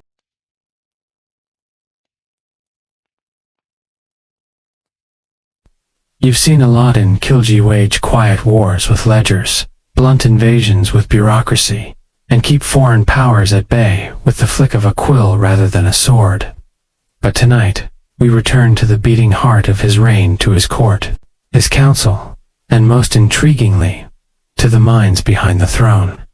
Because while Alauddin was undeniably brilliant and often terrifyingly hands-on, he wasn't a one-man orchestra. No empire plays itself. Hidden in the shadows of the throne were the ministers, scribes, military commanders, spies, and scholars who helped turn Alauddin's will into law and his suspicions into surveillance. You walk now through a colonnaded corridor behind Siri, fort where whispers, way more than gold. It's early morning. The sun hasn't yet breached the eastern gate, but already, the administrative machine is groaning awake. Scrolls are delivered by hand, one at a time, to avoid forgeries. Each seal is examined by a deputy, each wax imprint checked against a master ledger. Yes, a ledger of wax patterns. If that sounds paranoid, it is. Alauddin's court didn't merely operate on fear, it optimized it. Start with his closest advisor, Malik Kafur. Once a slave, later a general, and eventually Samsaya, kingmaker. Kafur's story begins in Gujarat, where he was captured and brought to Delhi. Most men in his position would vanish into history. But not Kafur. He was clever, charismatic, and impossibly ambitious. Alauddin spotted it immediately. Historians still argue about the nature of their relationship. Was it mentorship? A partnership? Something more? We'll never know. What we do know is that Malik Kafur rose rapidly from slave to military commander to the Sultan's most trusted man. You watch him now, entering the court in robes too grand for his official title. He does not bow, he nods, because by this point, he doesn't need permission to speak. He's the one man whose presence can hush even the war-hardened generals, and his voice smooth, unhurried, dangerously polite. While Alauddin focused on centralizing power and crushing rebellion, Kafur often oversaw the execution of policy, quite literally. When the Sultan wanted to reform the military, Kafur handled the logistics. When southern expeditions were launched, it was Kafur who led them. And when internal rivals plotted well, Most of them were never heard from again. Not everyone loved him, in fact, many feared and resented him. But Alauddin understood something crucial. Trust isn't given. It's built with results. And Kafur delivered. But he wasn't alone. Surrounding the Sultan was a council of advisors, each one expert in some obscure corner of empire. There was the Kotwal, head of Delhi's police and public order. A man whose eyes seemed to blink only when bribes were attempted. He ran a city of over 500,000 people, with a ruthlessness that made even the boldest thief reconsider. You wouldn't survive 3 minutes jaywalking here. There were revenue officers who could tell you the taxable value of a goat by the sound of its bleat. There were intelligence chiefs, yes, plural, tasked with maintaining a network of spies. So vast that even small-town imams were quietly monitored for sermons that sounded too poetic. The joke went, in Khilji's Delhi, your pillow listens better than your friend. And the courtiers. They weren't just decorative. They were deeply aware of their roles in a system that punished ambition unless it was blessed by the Sultan himself. You see them now, robed in white, murmuring in Persian as they sip rosewater and pretend not to compete with each other. But they're always watching, listening for hints of favor, analyzing who the Sultan speaks to and who he ignores. A raised eyebrow at court could end a career. A pause after your name. A death sentence in disguise. And then, of course, there were the scribes. Always scribes. They lined the walls of the audience chamber like wallpaper with ink-stained hands. Each carried a tiny satchel of sharpened reeds, a flask of black ink, and a memory like a spider's web. One sneeze during dictation could ruin a day's work. These men weren't merely copying. They were curating empire. Everything Alauddin said that mattered was written down, sealed, and archived. A tax order, a military command, a warning to a rebellious provincial governor. It was all inked and stored, sometimes redundantly, in case of fire, flood, or rebellion. Occasionally, a scribe would go mad from the pressure. Their replacements were always waiting. Now step outside the court into the outer courtyard, where military officers drill in silence. There is no yelling, no boasting, just precision, because even military promotions were handled with a kind of clerical attention usually reserved for divorce papers. Every rank, every sword issued, every horse inspected, everything was recorded, categorized, rechecked. Soldiers knew better than to falsify records. One cavalry officer once tried to substitute a sick horse with a stolen one of similar build. He was caught within a week and reassigned to sanitation duty in the city's waste canals. He resigned a week later with a limp. You move deeper now into the harem wing, not to gossip, but to witness another tier of administration. Alauddin's court women weren't passive. Many were educated, some multilingual, and several trained in diplomacy and espionage. Yes, again, spies. One particularly famous incident tells of a nobleman who made a careless comment about the Sultan's age during a private dinner. The next morning, a letter reached the court, reporting it word for word. It had been overheard by a musician's apprentice who was, in fact, a trained agent of the women's court. The nobleman was fined and forced to publicly praise Alauddin's vitality during a garden banquet. Twice, with flute accompaniment. And still, through all this, the Sultan remained the central sun. Everyone revolved around his mood, his needs, his suspicion. He worked late, slept lightly, demanded updates hourly during military campaigns. Even his physicians reported weekly, detailing not just his pulse but his dreams, his appetite, his reaction to saffron milk. You'd think he was a fragile man, but it wasn't about healthy, it was about control. Even his body was a kingdom to be managed.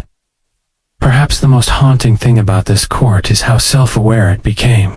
Everyone knew they were part of a machine. Everyone knew their role could vanish with a whisper.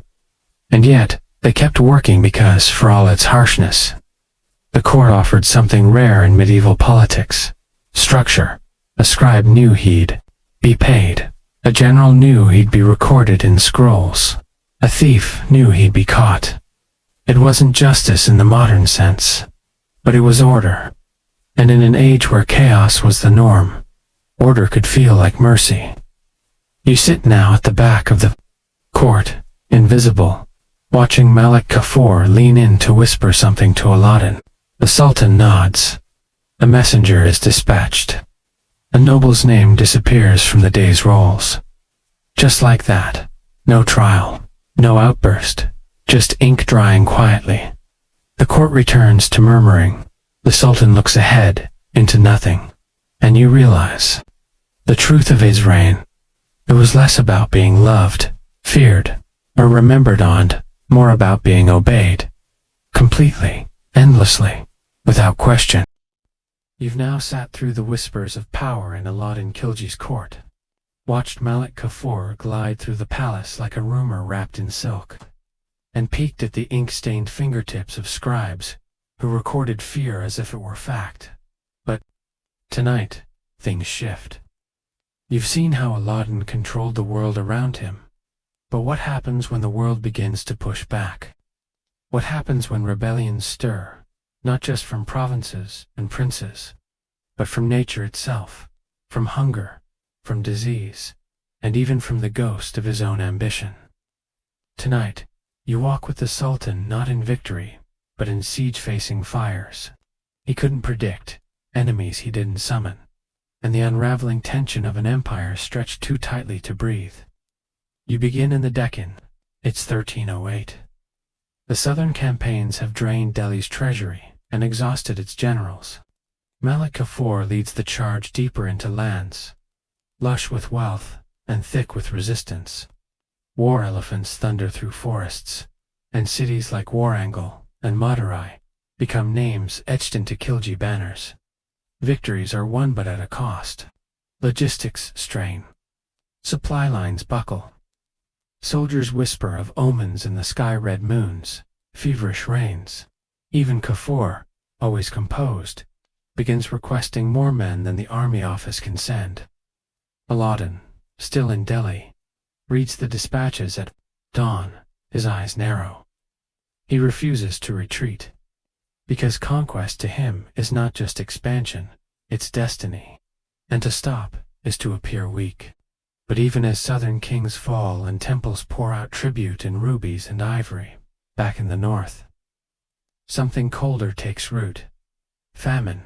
It starts quietly, less wheat than usual in Multan, a delayed monsoon. A sudden locust swarm near the Ganges plain.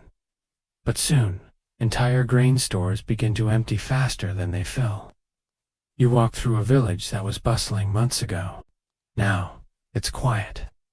The cattle bones are scattered near the fields. The old well is dry. Children chew on boiled leaves. Tax collectors arrive, confused, because the ledgers say the harvest was due last week. But you can't tax air or sorrow. Alauddin doesn't ignore it. He enacts strict rationing. He opens imperial granaries. He orders emergency caravans of grain. But the system he built, so perfect for order, is not designed for compassion. The same rigidity that punished corruption also punished those who simply had nothing left to give. In Delhi, rice prices skyrocket. A bowl of lentils becomes a luxury. Even the palace kitchens reduce their portions. The Sultan eats boiled barley in solidarity, but also to remind his court that suffering is empire-wide. The poor praise his austerity. The rich resent it. Rumors spread that he's cursed, that the Mongols poisoned the skies, that a dancer in his harem whispered a forbidden name in his sleep. Alauddin doesn't believe in curses. He believes in control. But even he can feel something slipping. Then comes rebellion. Small at first. A governor in the east delays sending taxes.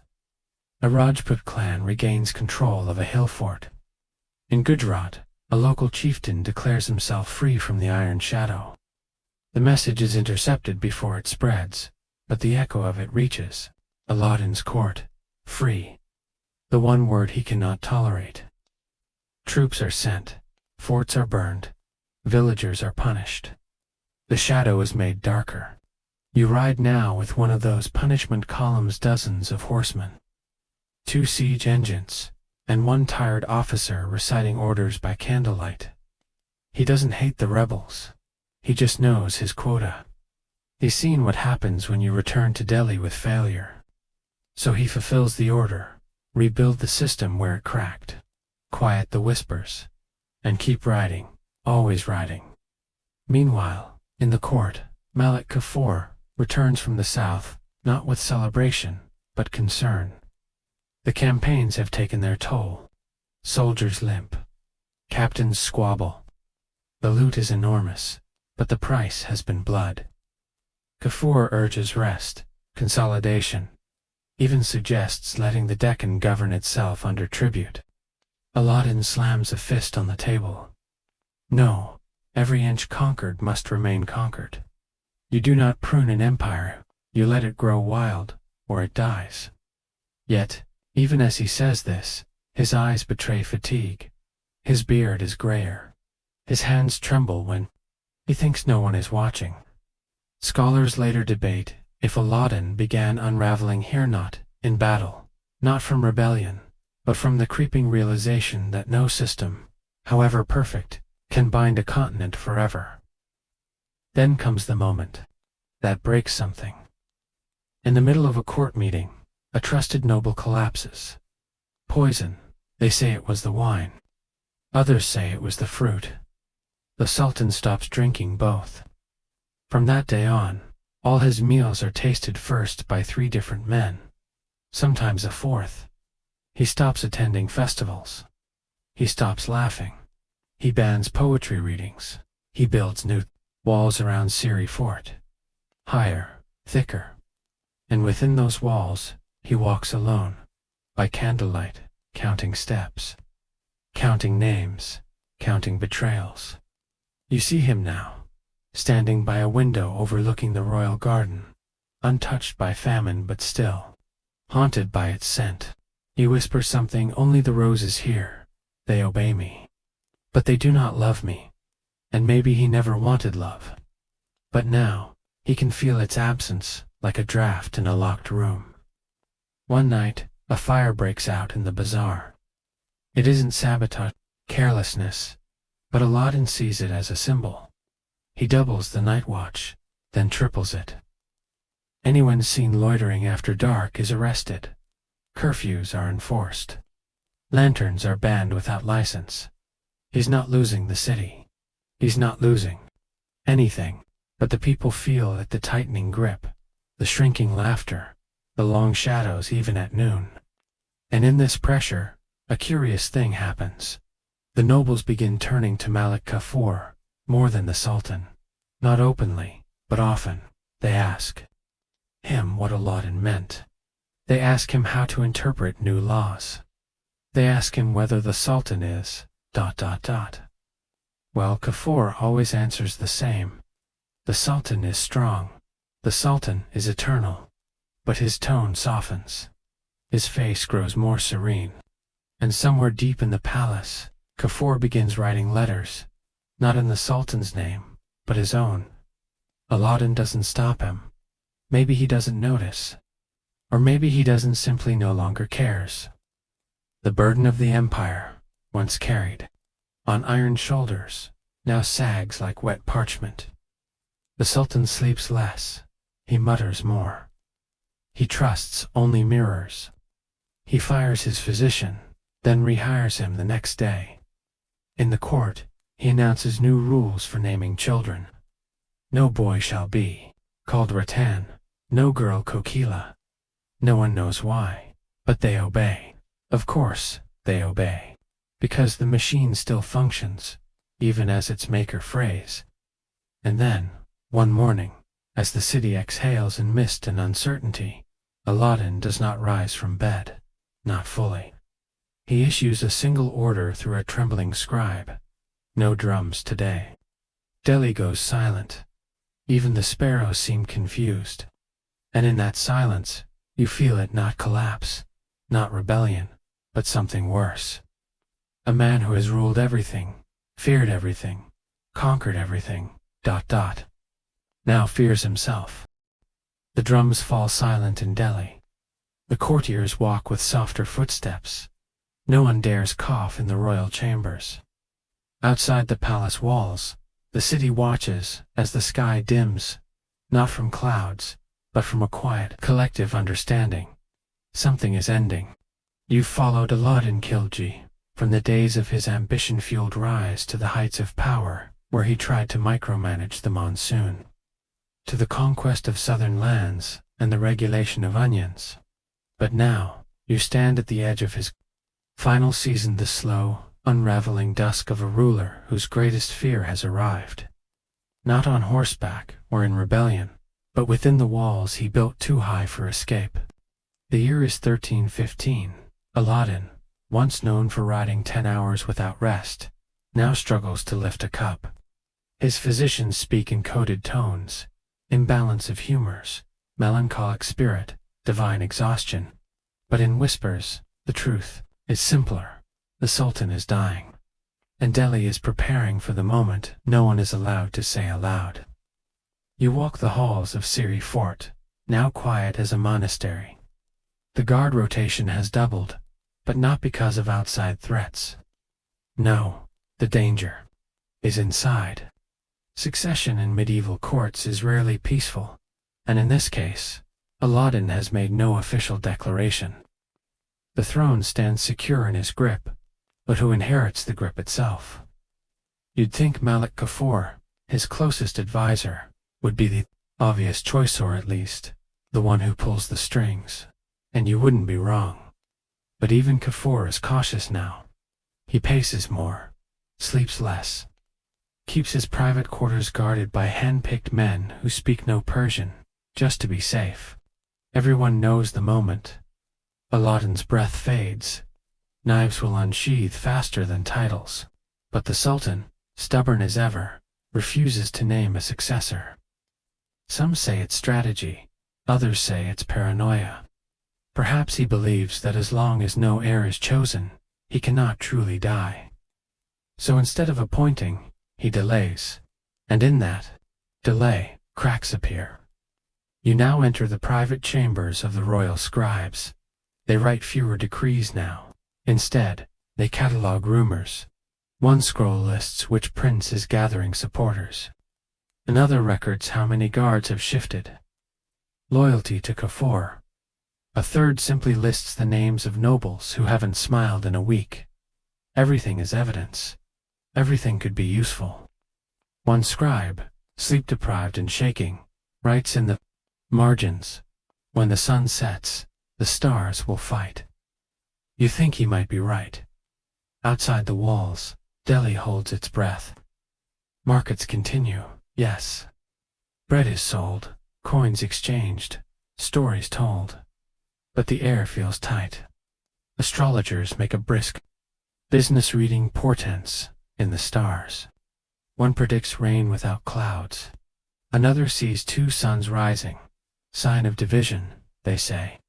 And deep within the city, in the homes of merchants and minor nobles, quiet bets are made. Will it be the Sultan's eldest son, one of the generals, Kafur himself? Or will Delhi burn before the choice is made?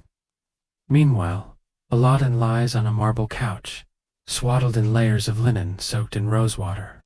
His skin is pale, his breath shallow, yet his eyes remain sharp. A servant accidentally spills ink near his bed. The Sultan's voice, hoarse but clear, cuts through the room. Replace him. He's not gone yet. That same night, he calls for Malik Kafur. The chamber clears.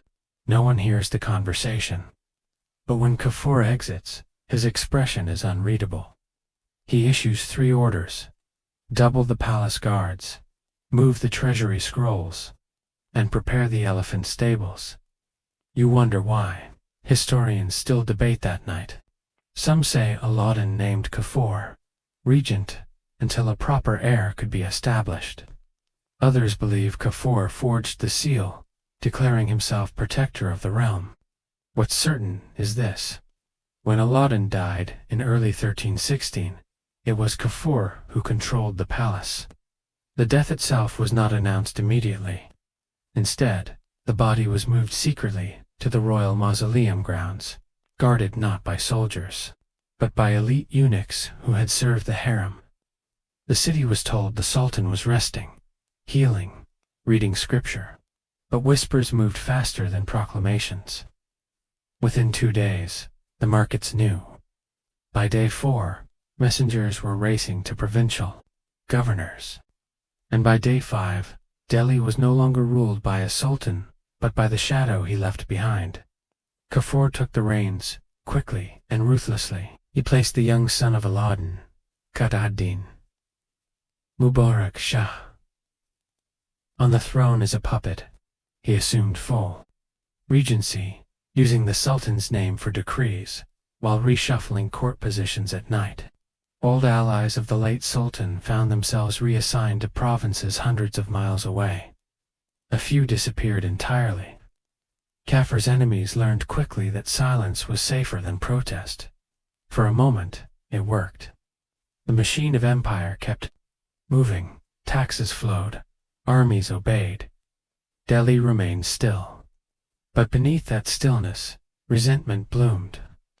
Kafur, for all his brilliance, lacked Alauddin's legitimacy. The nobles tolerated him under Alauddin. Without the sultan, he was just a former slave in a crown that didn't fit. The military began to murmur. Governors sent delayed responses to summons. And within the palace, the young Prince Mubarak grew restless under the weight of his ceremonial role. You find him now, pacing the same hall his father once ruled with such terrifying clarity. Mubarak, barely out of boyhood, already understands that power held by another in your name is power you'll never truly claim. So he waits and watches, just as Kafur once did. One cold morning, a soldier loyal to Mubarak leaks a list of Kafur's hidden treasury expenditures. Another finds a private communication between Kafur and a regional commander suggesting plans to move the prince for his safety. That afternoon, the tide turns. Mubarak's supporters rally silently. Servants are reassigned, guards rotated. And just after the evening prayer, Kafur is seized. No trial, no debate. He's executed quietly, without spectacle. His body is buried without ceremony, far from the royal tombs. The prince ascends fully. And just like that, the man who rose from enslavement to rulership vanishes from history's main pages, reduced to a footnote in the shadow of the Khilji dynasty's collapse. But the chaos has only just begun. Mubarak, eager to rule differently from his father, reverses many of Alauddin's policies. He loosens price controls, frees political prisoners, opens the court to music again. And at first, the people cheer. But the structure Alauddin built, while harsh, had kept chaos at bay. Without it, old rivalries ignite. Regional governors test their boundaries, rebellions flare. And in 1320, just 4 years after Alauddin's death, the Khilji dynasty ends, entirely overthrown by the very forces Alauddin spent his life suppressing. As you stand now at the edge of his tomb, the stone cracked slightly with age, you feel the irony settle around you like fog. Alauddin Khilji, the man who tried to control every heartbeat of his empire, could not control what came after. His system outlived him by mere moments. His legacy, complicated, ruthless, brilliant, haunting, and somehow, still echoing. Because in every story of power that overreaches, of order stretched too tightly, of rulers undone, not by enemies, but by time itself, Alauddin Khilji stands, watching, still unsmiling, still counting. The tomb is quiet now. The courtyard swept, the pigeons circling lazily above the cracked dome.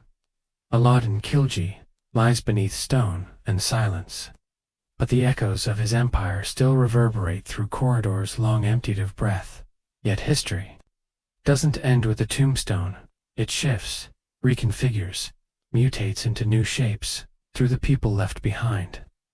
Tonight, we're not just reflecting on what Alauddin built, but what happened when he wasn't there to hold it all together. Because if Section 14 showed the slow collapse of the Khilji dynasty, Section 15 dives into the aftermath, the legacy, the legends, the lingering tension between fear and fascination that Alauddin inspired in every century that followed. And yes, you're going to visit a few strange corners, forgeries, fables, and the politics of memory.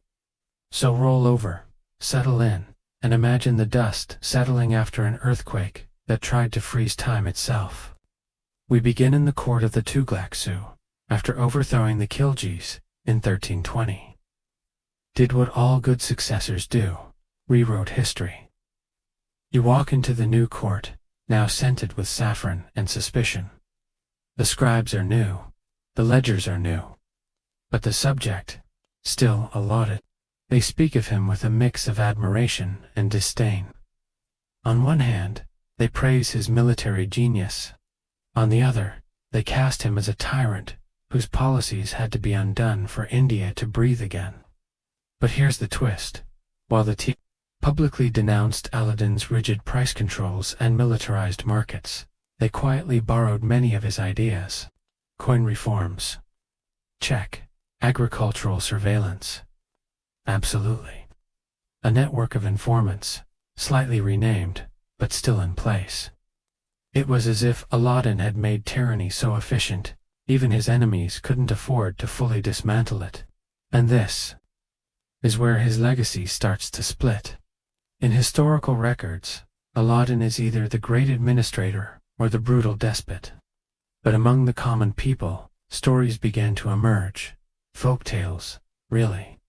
Some called him the king who never laughed. Others told stories of how his shadow would fall across Delhi's gates at sunset, even after his death. In one tale, a merchant claims he sold underweight grain and saw Alauddin appear in his dream, eyes glowing, ledger in hand, whispering the exact number of lost dirhams. The merchant awoke, corrected the weight, and never cheated again. Was it true? Of course not. But the point isn't accuracy. It's influence. Even in death, Alauddin policed morality through bedtime stories. That's something no sword can do. And then came the forgeries. Oh yes, you heard that right. Decades after his death, fake edicts started circulating with his seal. Someone in the city realized that invoking the authority of Alauddin still worked better than naming any living ruler. Need to raise local taxes. Stamp it with Alauddin's signature. Need to remove a corrupt official. The late Sultan decreed this once, so it must be just. These documents were eventually discovered. Sure, but by then, the damage was done. It was as if Alauddin's hand reached out from the grave to remind everyone, the law may die, but fear survives. Then there's the poetry. You're in a garden, now, somewhere near the river Yamuna, where a Sufi mystic named Amir Khusrau once walked, sang, and scribbled. He was a court poet under several sultans, including Alauddin. And while Khusrau never outright mocked his patron, he wasn't stupid. His verses tell a subtler story. One poem praises the orderly streets of Delhi under Alauddin's reign. Another, more quietly, ponders the loneliness of power. A throne surrounded by mirrors, he writes, but no reflection shows truth. Is that a compliment? A warning? Maybe both. Historians still argue whether Khusrau was endorsing Alauddin's greatness or gently undermining it with layered metaphors. Either way, the result is the same. Alauddin became more than a man. He became a prism through which people reflected their fears, their hopes, their anxieties about leadership and law. Move forward a few centuries, and guess who still pops up? In imperial studies, that's right, Alauddin Khilji. Mughal chroniclers like Abul Fazl referenced him in treatises on governance.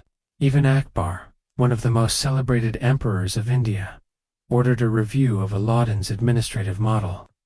Akbar, a man who built his own religion and library of tolerance, still took notes from the man who once banned wine and music. That's legacy. Even British colonial administrators in the 19th century, when compiling gazetteers and ruling manuals, stumbled across records of Alauddin's economic policies.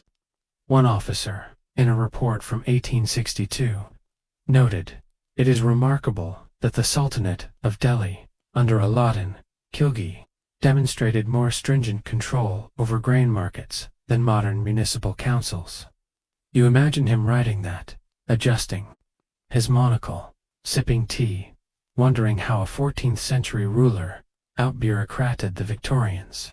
But this admiration didn't mean forgiveness. Colonial historians, trained in their own biases, often described Alauddin as a despotic Oriental potentate, whatever that was supposed to mean. They cherry-picked the brutality and skipped over the strategic genius. Still, the name lingered. Textbooks included him. Plays dramatized him. Paintings depicted him. Even if you didn't know his policies, you knew his frown. But of course, no modern memory is complete without a bit of cinematic chaos. In recent years, Alauddin Khilji has been resurrected on screen, painted as the unhinged villain in romantic epics, where he chases after queens and rages in candlelit rooms. You've probably seen the memes. You may have even laughed. But in those stylized performances, something true remains. People still feel the weight of Alauddin's presence. He unsettles. He intrigues. He refuses to fade. And perhaps that's the most haunting part of his legacy, not the wars, not the laws, not even the tomb, but the fact that no one agrees on who he really was. Was he a visionary statesman or a paranoid tyrant? A reformer or a warmonger? A realist or a madman? The answer shifts depending on who's telling the story. And maybe, just maybe, that's how he wanted it. Because if people can't define you, they can't bury you. You remain ... unsettled. A puzzle wrapped in steel, preserved in ink, and now denized into the softest folds of your imagination. So as the wind stirs the dust around his long cold grave, remember, Alauddin Khilji didn't just rule an empire. He engineered a legend, one decree at a time. And now, as you stretch out beside the echoes of a vanished court, you begin to feel the strange pull of time itself. The way history never truly rests.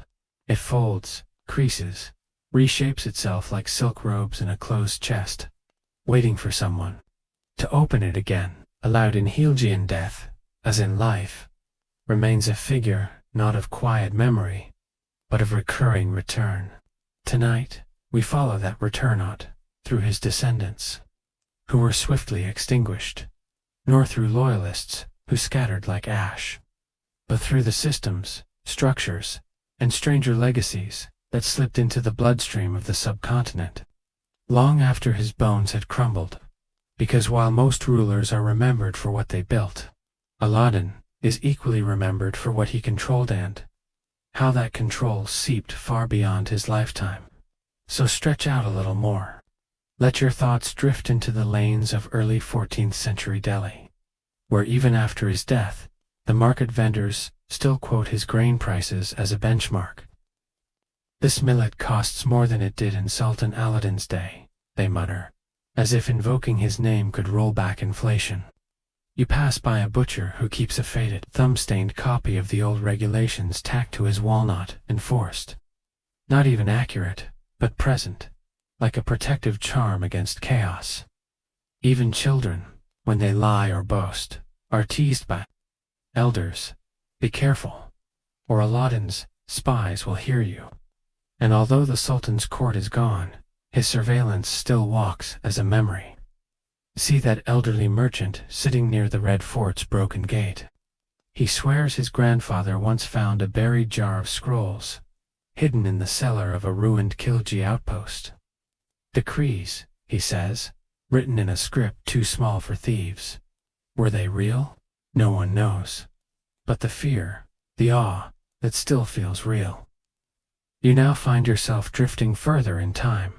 The Khilji dynasty is gone, replaced first by the Tughlaqs, then by the Lodis, then, dramatically, by the Mughals. And yet, even under Babur and Akbar, Alauddin's name refuses to dissolve. Mughal administrators, sitting cross-legged with quills in hand, pore over Persian records from the Khilji period, not for nostalgia, but for templates.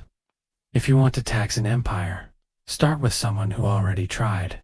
Alauddin's agrarian reforms, particularly his system of land surveys, and his insistence on recording crop yields, village by village, find their way into Mughal policy, with only slight modifications. And his most daring move, bypassing nobles, to directly collect taxes from farmers is quietly admired by emperors who themselves face rebellious governors with more ambition than loyalty. Historians still argue whether Akbar's famed Enyakabari drew subtle blueprints from Alauddin's surviving decrees.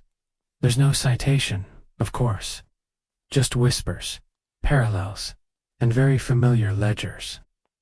You wander now through a late Mughal garden pavilion, where a scholar in dusty robes recites aloud the story of Alauddin to a small circle of students. He speaks of the Sultan's campaigns, yes, but also pauses on stranger details. How he once banned hoarding of black pepper. How he adjusted the definition of land productivity based on rainfall averages. How his soldiers were required to submit. Dental records, yes. Really? Some say it's fiction. Others think it's just an exaggerated version of a bureaucratic obsession with identifying deserting cavalrymen by their maulers. Either way, it's proof of the kind of ruler Alauddin was, the kind who tried to number everything, including, perhaps, your teeth. The scholar ends his tale with a soft line. He tried to outlive decay. The students nod, one writes it down, and centuries later, even as the Mughal Empire fragments into regional kingdoms and then colonial presidencies, that line lingers. Because Alauddin's control wasn't just over people, it was over time. Even the British, arriving with ledgers, clipboards, and imperial hunger, take note of him. In a footnote, buried deep in a district gazetteer from 1887, a colonial officer remarks, "It would not be inaccurate to describe Alauddin Khilji as India's first systematic central planner." There's a kind of grudging admiration there. Not because they liked him, they didn't. It was inconvenient to their tidy theories of Oriental despotism, but because he had already done what they tried to do. Bend a continent to a central will, and without railroads, without telegraphs, without telephones, just men, scrolls, and fear. You walk now into a modern-day Delhi archive, where a graduate student scrolls through microfilm, eyes bleary, hands smudged with ink. She pauses on a translated document from Alauddin's Reign account of horse inventories from the Malwa campaign. It's dull, it's obsessive. It's also the only surviving record of certain extinct breeds of Indian cavalry horses. She sighs. She smiles. Alauddin again, she whispers. Her thesis, she realizes, will need another chapter. Because he always returns. Even in the 21st century, Khilji resurfaces. Sometimes in films, as the villain with coal-lined eyes and a demonic laugh. Sometimes in textbooks, as the administrator who fought both Mongols and inflation. Sometimes in street names, school essays, even pop culture debates. He refuses to stay buried. And maybe that's because his legacy is unresolved.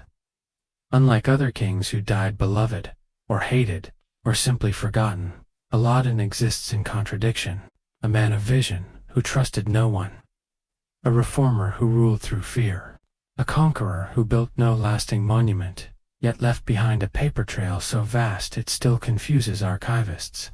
You now stand, dreamlike, in a corridor of memory lined with imaginary portraits. In one, Alauddin is a dark-eyed strategist, surrounded by maps and ink. In another, he is a bloodied warrior, sword in hand, his shadow taller than the throne.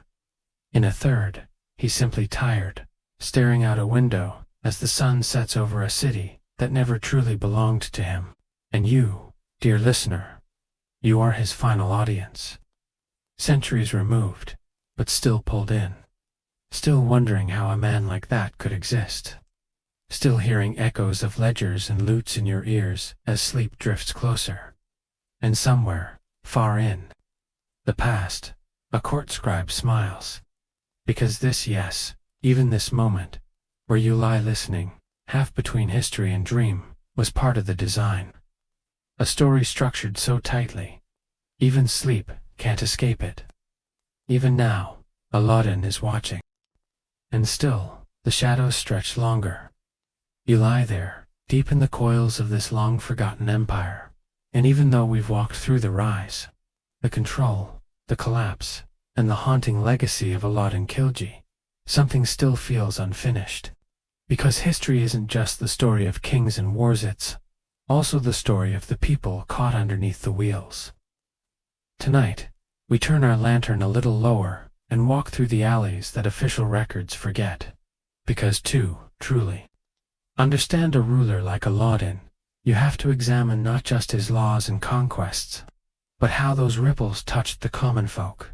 The peasants, the merchants, the teachers, the dancers, the spies. The grieving mothers waiting at court gates for news that would never come. You begin in a modest village outside Delhi. Somewhere along the grain routes that fed the capital during Aladdin's price control experiment, a cart breaks down. A wheel shatters. A tax official arrives and demands to know why the shipment is late. The farmer pleads he has the grain, but no oxen left. They were sold to pay last season's taxes. The official shrugs, orders the cart confiscated, and just like that, a week's worth of barley vanishes into a bureaucratic maw. Number 1 is punished, technically. But a child goes hungry that night. This wasn't cruelty. It was the machine working as designed.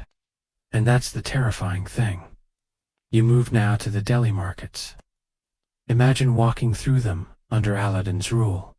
Neat, quiet. Patrolled by masked inspectors who smell for spoiled food and test coin weights. There's no haggling, no shouting, no room for flair. A poet once joked that even a parrot in Delhi learned to recite official price lists instead of love couplets. But beneath this surface was tension.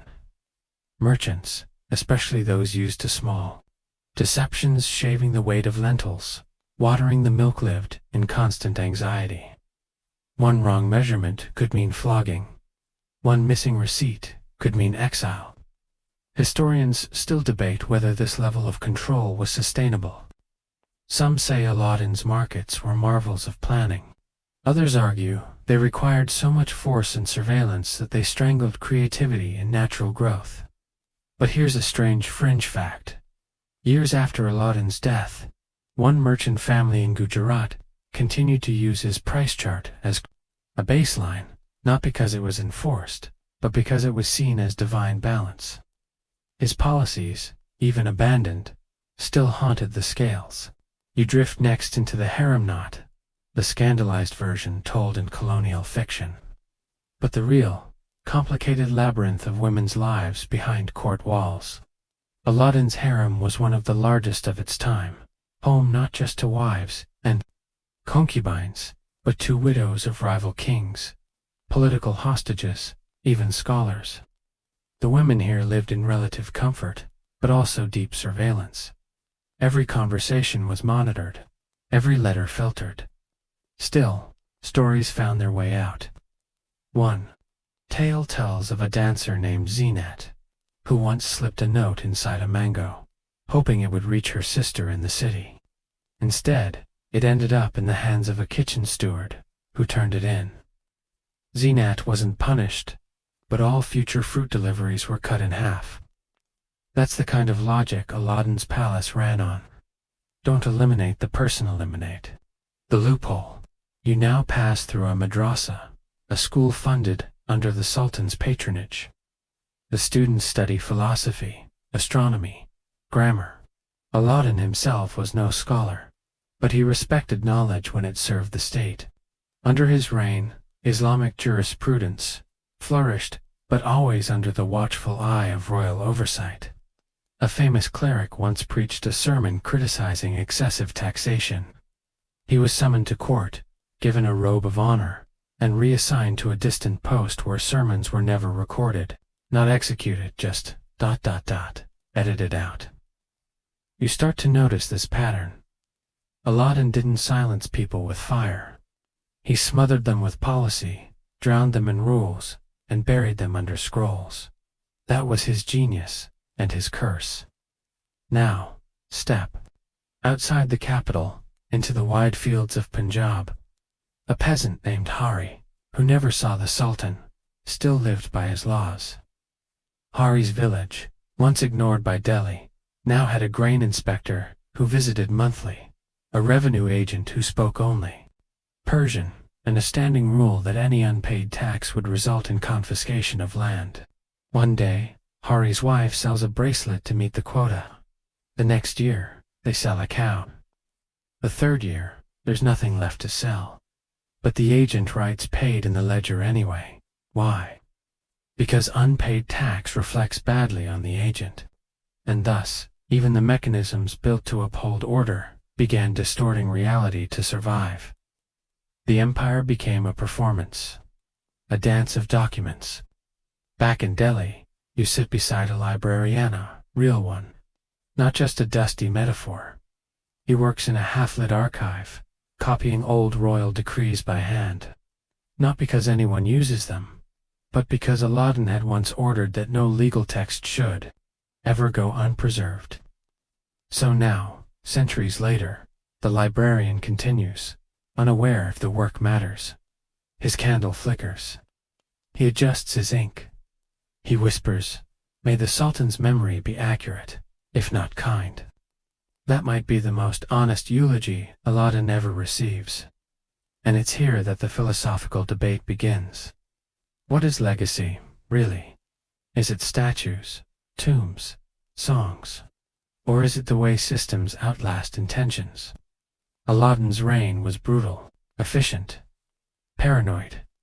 Yet even those who hated him borrowed from him. And those who feared him remembered him longer than those who loved him. That's rare. That's uncomfortable. That's power. You close your eyes and imagine one final scene. The ghost of Aladdin, walking alone through modern Delhi, his shadow long, his expression unreadable. He sees the traffic lights, the currency exchanges, the security checkpoints, the CCTV cameras. He doesn't smile, but maybe, just maybe, he nods. Because if control was his obsession, then control is what he left behind, if it wears a different name now. So as your thoughts begin to slow, as sleep creeps in through the corners of consciousness, let this final detail drift with you. Somewhere, buried deep in Delhi's soil, there may still lie a forgotten box, a scroll, a ring, a seal with his name. And whoever finds it next will ask the same question we've asked all night. Who was he, really? And the answer will still change, depending on who tells the tale. The silence deepens now, not because the story is fading, but because we're entering the hollow spaces where history hums beneath the surface. You've followed Alauddin Khilji through his rise, his rule, his fall, and the echoes that refuse to die. But there's another layer we haven't peeled back yet, one that lives not in documents, or war records, or market regulations, but in how Aladdin's reign bent the shape of memory itself. This is the part of the story where myth and rumor begin to outgrow fact. Tonight, you'll drift alongside that slippery current into half-remembered tales, poetic exaggerations, and odd little corners where the truth blurs like a lantern in fog. Because sometimes, history isn't remembered, it's real. And Alauddin Khilji, perhaps more than any other medieval sultan of the subcontinent, became a magnet for these reimaginings. It starts in whispers. After his death, when Delhi is ruled by others and his reforms slowly dismantled, people begin to talk. Not about his policies anymore, but about him, what he ate, what he wore, who he loved, whether or not he ever cried. The strangest details survive. One chronicler from the late 14th century insists that Alauddin was born with a full head of white hair, a sign, he says, that the child would command time. Another version has Alauddin training under a wandering mystic, who taught him how to count the stars and predict enemy movements just by listening to river currents. Of course, there's no evidence for either tale, but try telling that to the old men sipping tea at a dhaba in Old Delhi, still debating whether Aladdin once turned a drought away by whispering to the clouds. You visit the ruins of Siri Fort again, where teenagers now sit on motorbikes and trade ghost stories. One says he saw a man in armor walking the parapets just after midnight, silent, pacing in circles. Another claims that a stone bench inside the fort remains cold even on the hottest day of summer. That's where the Sultan planned his wars, they say, and the ground remembers. You smile. You don't believe it, not exactly. But you still won't sit on the bench, just in case. Then come the folk tales, some delightful, some chilling. In one version, Aladdin is a kind of dark Robin Hood figure, stealing from corrupt nobles, feeding grain to starving villagers, punishing dishonest merchants with poetic flair. In another, he keeps a magical ledger that writes its own entries, exposing treason the moment it's imagined. And in perhaps the oddest tale, a camel trader tells of a secret chamber beneath the Delhi palace, where Aladdin kept a clock made of brass and lotus petals, said to stop ticking the moment an unjust ruler takes the throne. No one's found it, of course, but search parties are still sent every few decades. Whether they dig for history or hope, no one knows. You walk through a village near Ranthambore, where the elders still remember the Khilji campaigns not from books, but from song. Ballads about brave Rajput defenders and the Sultan who laid siege for months without rest. In some songs, he is the villain. In others, the worthy foe. But always, he is there. Not erased. Not ignored. Just reshaped. Historians argue endlessly about these stories. Some dismiss them as cultural noise. Others see them as valuable indicators of how power was perceived. But either way, the result is undeniable. Alauddin Khilji became a legend, not because he asked to, but because people needed him to be one. They needed a figure to explain the fear of surveillance, the price of ambition, the ache of vanished empires. You drift now into the modern day, where movies, novels, and endless internet debates have revived the Khilji name in ways he never could have imagined. He's portrayed as everything from a tragic anti-hero to a snarling madman with an axe. In some versions, he's obsessed with queens. In others, with mirrors. One popular interpretation shows him dancing in a blood-red chamber, lit by flames and madness. None of this is historically accurate. But that's not the point. The fact that Aladdin still lives in people's imaginations, centuries after his dynasty fell, long after his tomb turned to dust, means he did something no ruler can plan for. He outlived interpretation. He became an idea, and ideas don't die. You sit now in a school classroom in a small Indian town. The history teacher, worn and kind-eyed, explains Aladdin's policies to a room full of yawning students. But one boy raises his hand. Was he evil? He asks. The teacher pauses, smiles. That depends, she says, on whether you believe control is the same as cruelty. And with that, she erases the chalkboard and begins the next lesson. The boy keeps thinking, so do you. You see, Aladdin's story is not a closed book. It's a mirror. It reflects what each generation fears, admires, or seeks to avoid. In a time of political instability, he becomes the strong man. In a time of rebellion, the oppressor.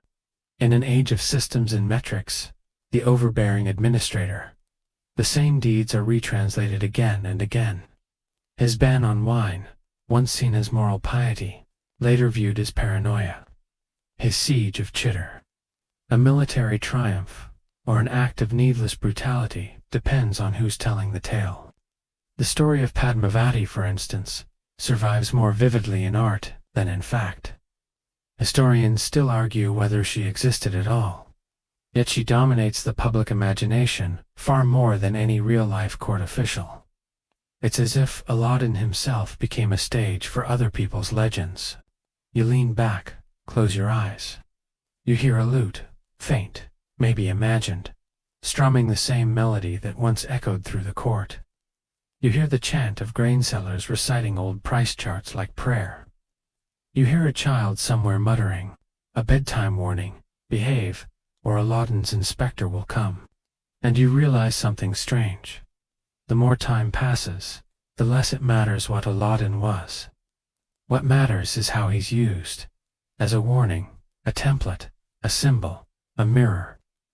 So as you float toward sleep, tangled in 100 voices across 7 centuries, remember this. Some rulers build monuments, some build myths.